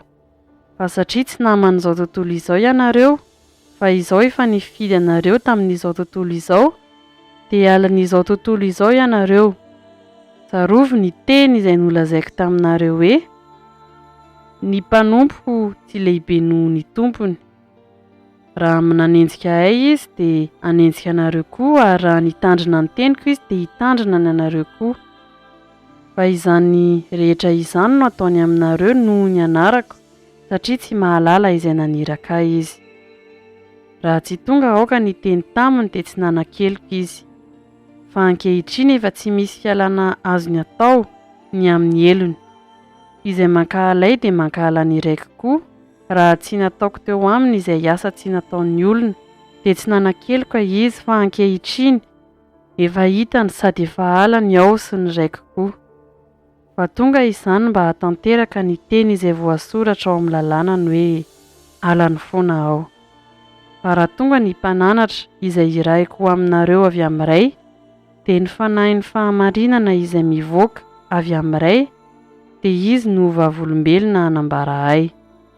Ary anareo koa dia vavolombelona hanambara, satria ianareo efa teto amiko hatramin'ny voalohany. Ny filazantsara nosoratan'i Jaona, toko 9:20. Izany teny izany dia efa nolazaiko taminareo mba tsy hahatafi-tohina anareo.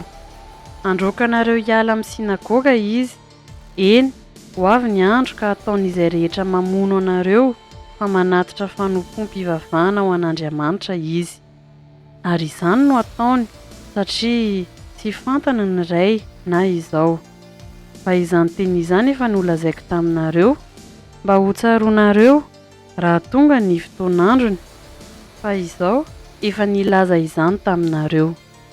Ary tsy mba nolazaiko taminareo hatramin'ny voalohany izany, satria mbola taty aminareo ihany aho.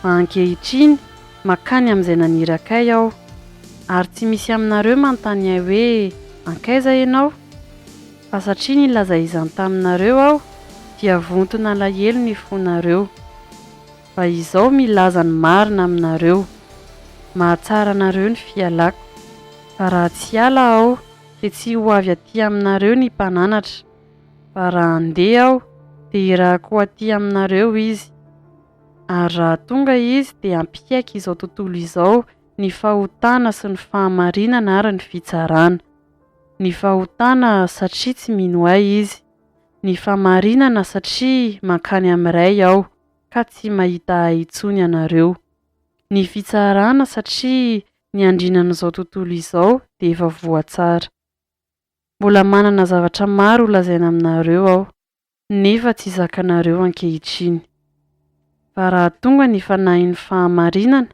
dia izy no hitari-dalana anareo ho amin'ny marina rehetra fa tsy hiteny ho azy izy fa izay ho reny dia ho lazainy avokoa ary ny zavatra ho avy aza dia ambarany aminareo izy ankalaza azy fa andray avy amin'ny ay izy ka hanambara izany aminareo izay rehetra hananany iray dia ay avokoa koa izany no nilazako fa mandray avy amin'ny ay izy ka hanambara izany aminareo vetivety foana dia tsy hahita ay intsony ianareo ary vetivety foana indray dia hahita ay ianareo ary ny mpianatra sasany niresaka hoe inona izany nolazainy tamintsika hoe vetivety foana dia tsy hahita ay ianareo ary vetivety foana indray dia hahita ay ianareo ary satria mankany amin'iray aho ary hoy koa ireo inona izany lazainy hoe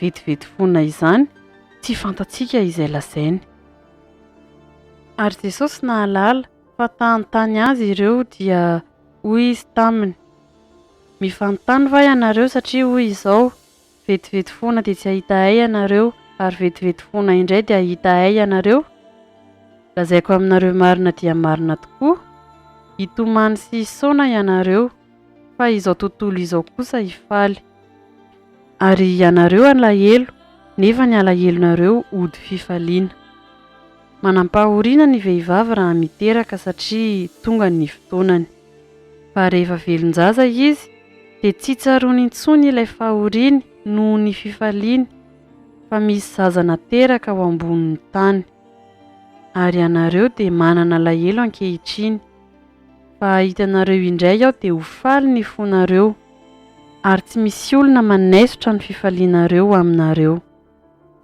ary amin'izany andro izany dia tsy anontany aina inona na inona ianareo lazaiko aminareo marina dia marina tokoa fa na inona angatahinareo amin'iray dia homeny anareo amin'ny anarako izany mandraka ankehitriny dia tsy mbola nangataka na inona tamin'ny anarako ianareo mangata dia azy ianareo mba ho tanteraka ny fifalianareo fanoharana no nilazako izany zavatra izany taminareo fa ho avy ny andro izay tsy ilazako fanoharana aminareo intsony fa ambarako tsotra aminareo ny amin'iray amin'izany andro izany dia angataka amin'ny anarako ianareo ary tsy milaza aminareo aho fa izao no angataka amin'iray ho anareo fa ny iray dia tia anareo satria ianareo efa tia ahy ary efa nino ka nivoaka avy tamin'iray aho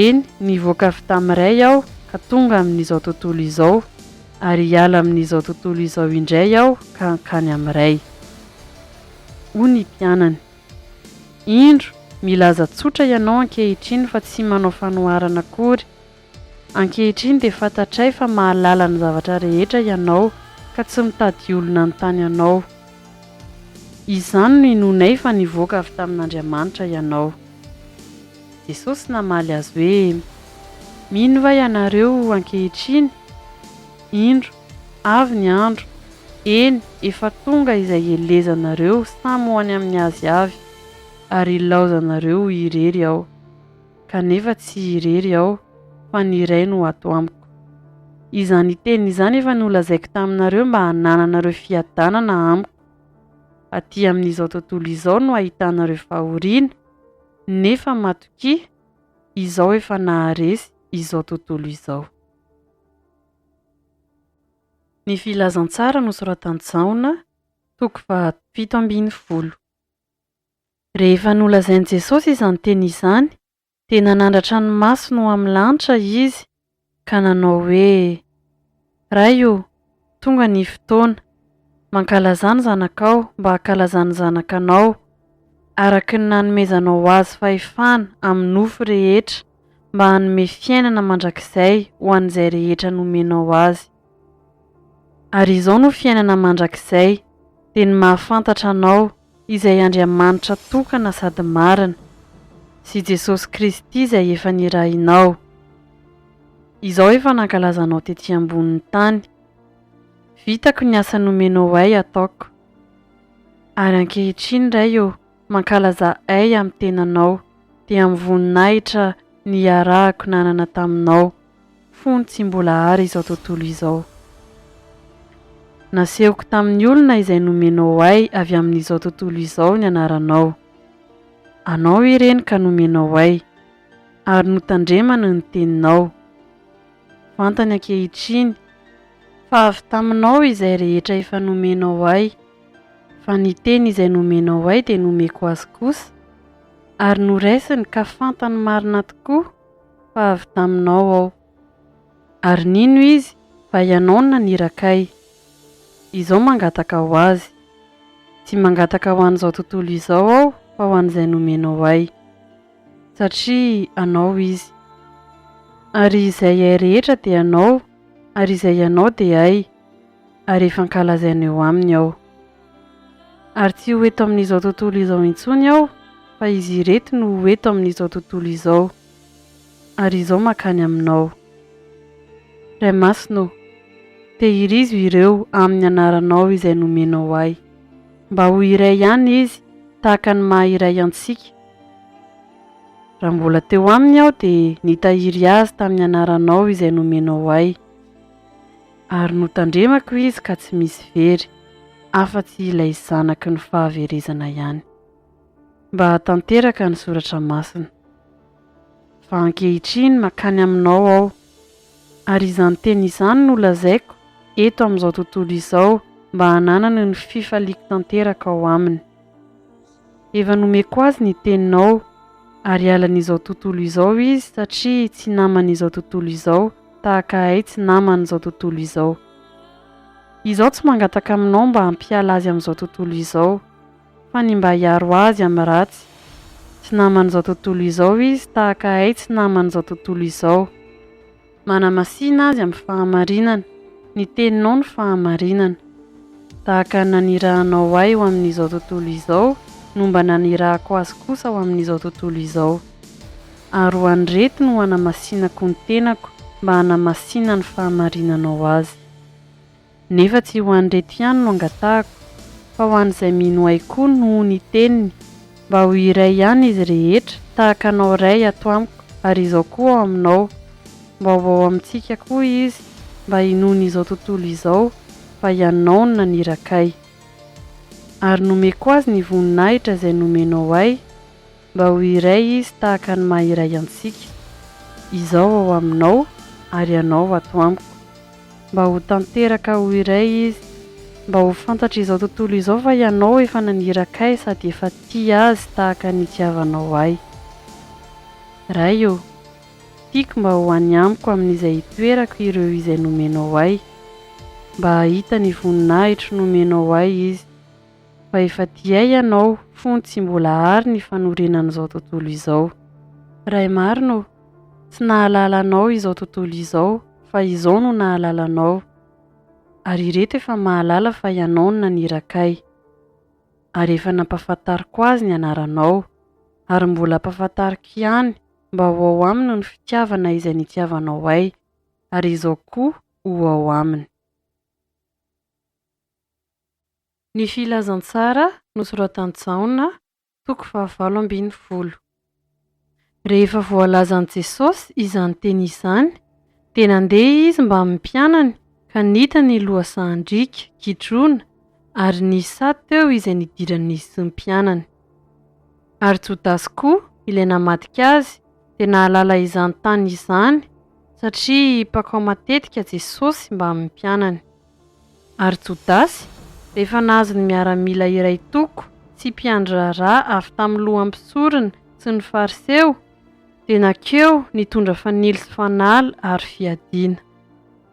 Ary satria fantatry Jesosy izay rehetra anjoa azy dia nivoaka izy ka nanao tamin'ireo hoe iza moa no tadiavinareo? Ary ireo namaly azy hoe Jesosy avy any Nazareta. Hoy Jesosy taminy, izao no izy. Ary teo koa Jodasy ilay namadika azy. Ary raha Jesosy vao nilaza taminy hoe izao no izy dia niahontra ireo ka lavy tamin'ny tany. Ary Jesosy nanontany azy indray hoe iza moa no tadiavinareo? Dia hoy izy, Jesosy avy any Nazareta. Jesosy namaly hoe efa nolazaiko taminareo fa izao no izy. Koa raha izao no tadiavinareo dia avelao andeha ireto mba hatanteraka ny teny izay nataony hoe tsy nasiako very izay nomenao ahy. Ary Simona Petera nanana sabatra dia nanatsoaka azy ka nikapa ny mpanompo mpisorona be ary nahavaka ny sofiny ankavanana. Ary Malko no anaran'ilay mpanompo. Dia hoy Jesosy tamin'ny Petera, ampidiro amin'ny tranony ny sabatrao, ny kapoaka nomeny raiko ahy tsy ho sotroako va? Ary ny miaramila iray toko sy ny mpifehy arivo ary ny mpiandry raharaha tamin'ny jiosy dia nisambotra an'i Jesosy ka namatotra azy. Dia nitondra azy tany amin'ny Anasy aloha, fa izy norafozan'i Kaiafa, mpisorona be tamin'izany taona izany. Ary Kaiafa no ilay nanomesaina ny jiosy fa mahatsara raha maty ny olona anankiray hamonjy ny firenena. Ary Simona Petera sy ny mpianatra anankiray koa dia nanaraka an'i Jesosy.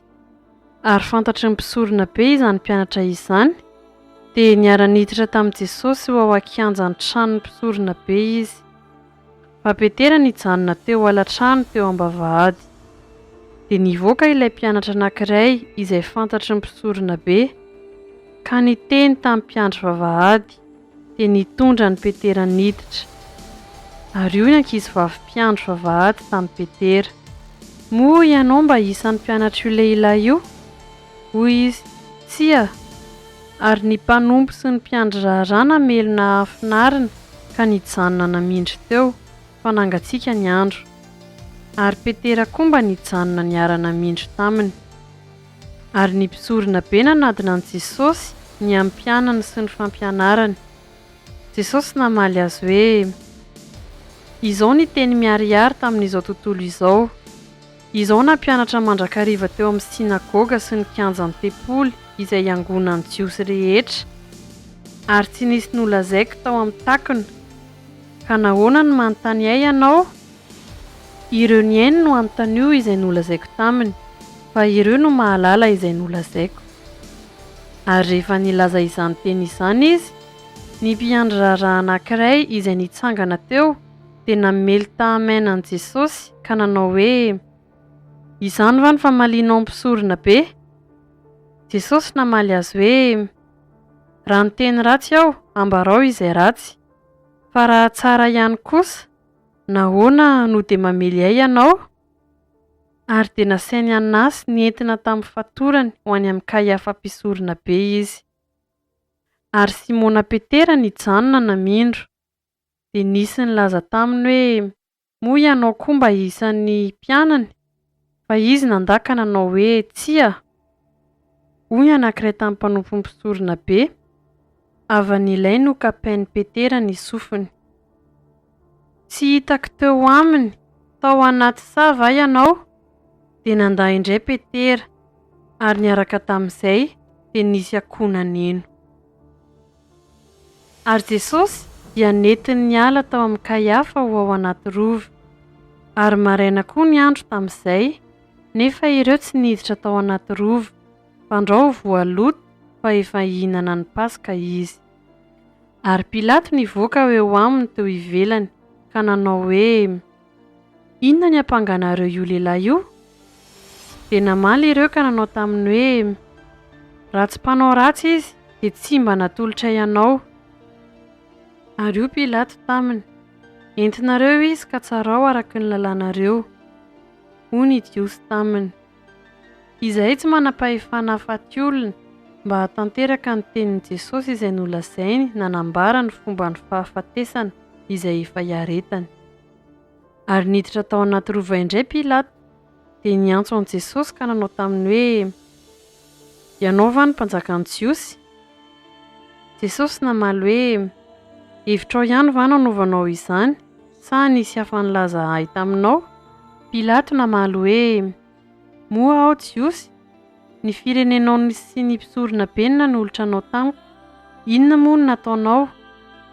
Jesosy namaly hoe ny fanjakako tsy avy amin'izao tontolo izao, fa raha mba avy amin'izao tontolo izao ny fanjakako dia ho niady ny mpanomboko mba tsy ho voatolotra tamin'ny Jiosy aho.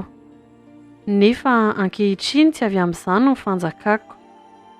Ary hoy Pilato taminy, mpanjaka va ary ianao? Jesosy namaly hoe voalazanao fa mpanjaka aho, izao no nahaterahako ary izao no niaviako amin'izao tontolo izao dia ny hanambara ny marina, izay rehetra avy amin'ny marina dia mihaino ny feoko. Hoy Pilato taminy, inona ny marina? Ary rehefa nanontany izany izy dia nivoaka nakeo amin'ny Jiosy indray ka nanao taminy hoe tsy hitako izay elony na dia kely akory aza. Fa misy fanaonareo amin'ny Paska, andefasako anankiray ho anareo. Koa tianareo va raha alefako anareo ny mpanjakan'ny Jiosy? Ary ireo niantso indray ka nanao hoe tsy ilay io fa Barabasy, kanefa tsy ho lay Barabasy. Ny filazantsara nosoratan'i Jaona, toko 7:20. Ary tamin'izany dia nalain'i Pilato Jesosy ka nokapohiny. Ary ny miaramila nandrandrana satroka tsilo ka nasatry no ny lohany. Ary nampitafiany lamba volomparasy izy dia nanantona azy ireo ka niteny hoe arahaba ry mpanjakan'ny Jiosy, sady namely tahamaina azy izy. Dia nivoaka indray Pilato ka nanao taminy hoe indro, izao mitondra azy mivoaka ho eto aminareo mba ho fantatrareo fa tsy hitako izay elony na dia kely akory aza. Ary nivoaka Jesosy misy satroka tsilo sy mitafy ny lamba volomparasy. Dia hoy Pilato tamin'ny vahoaka, indro ny lehilahy. Ary rehefa hitany loham-pisorona sy ny mpiandry raharaha Jesosy dia niantso ireo ka nanao hoe omboy amin'ny hazo fijaliana izy, omboy amin'ny hazo fijaliana izy. Hoy Pilato taminy, entinareo izy ka omboy amin'ny hazo fijaliana, fa izaho tsy mahita izay elony.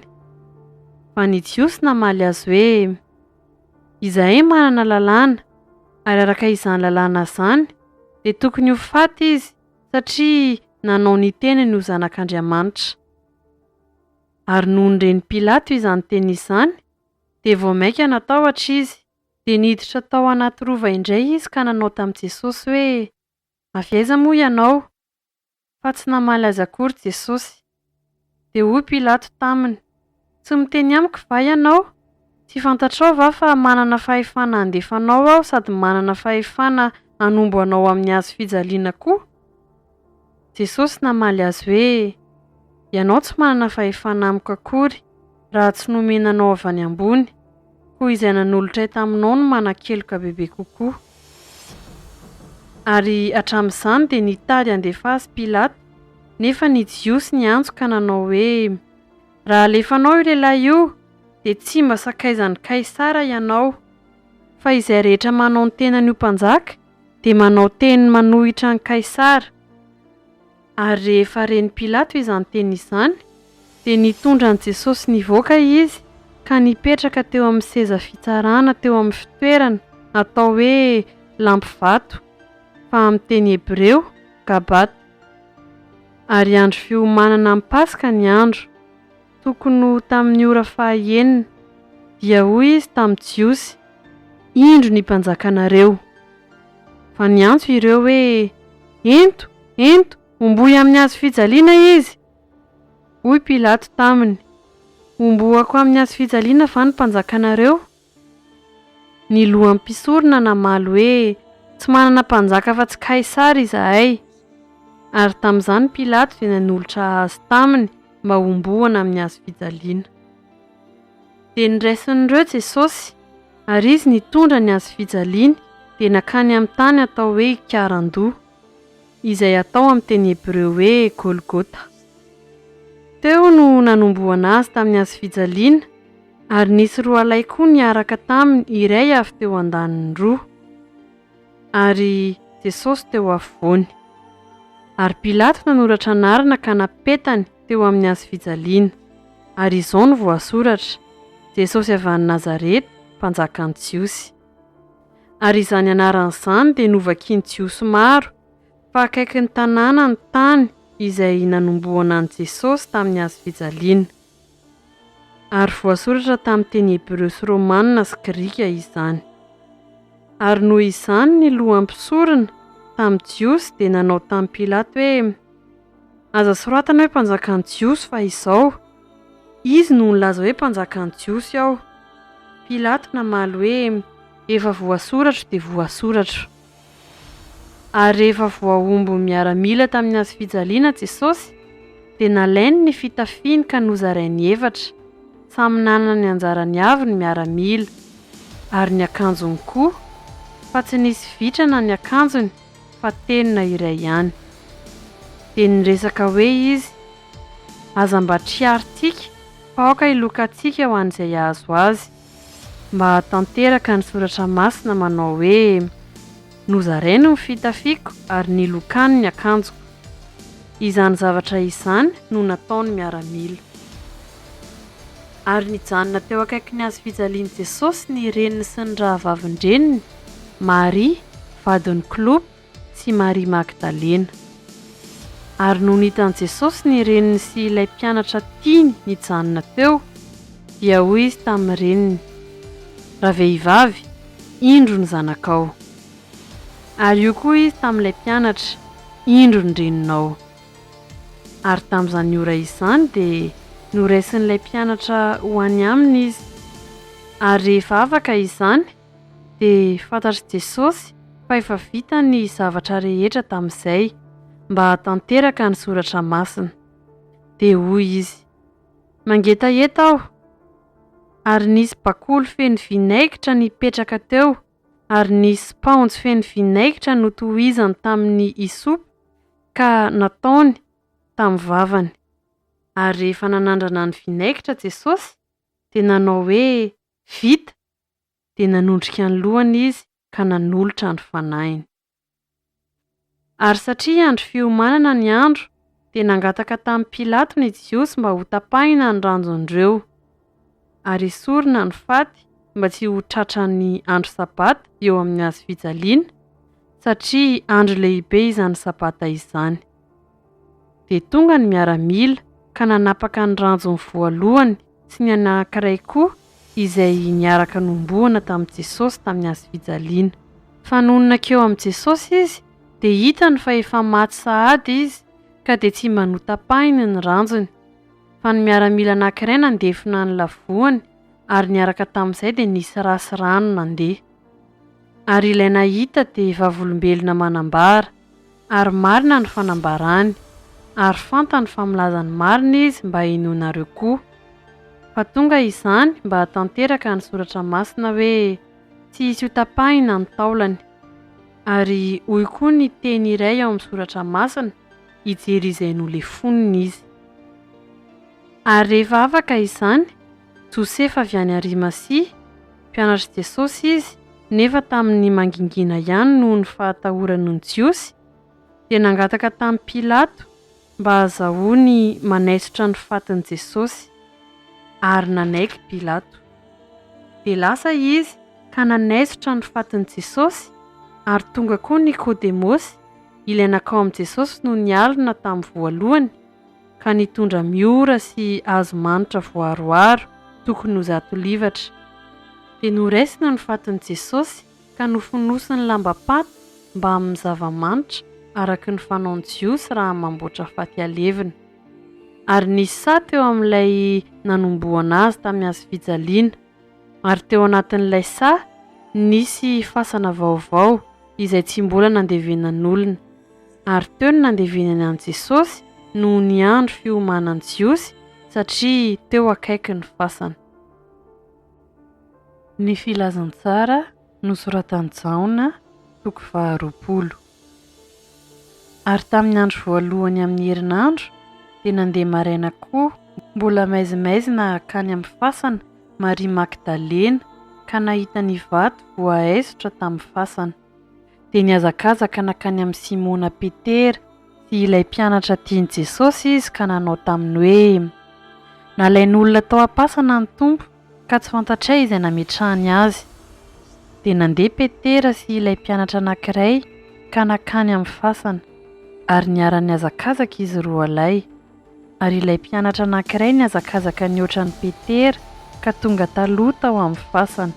Ary no niondrika nitsirika izy dia nahita ny lambapaty nipetraka teo nefa tsy niditra tao izy.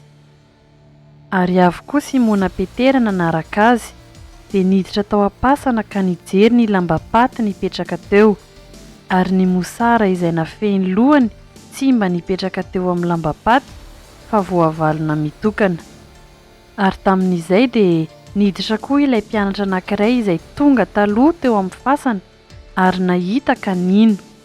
Fa tsy mbola fantany ny soratra masina fa tsy maintsy hitsangana maty Jesosy. Dia lasa indray ny mpianatra nody tany aminy. Fa Maria nijanona nitomany teo ivelan'ny fasana. Ary raha nitomany izy dia niondrika nitsirika ny tao am-pasana ka nahita anjely roa nitafy lamba fotsy nipetraka teo.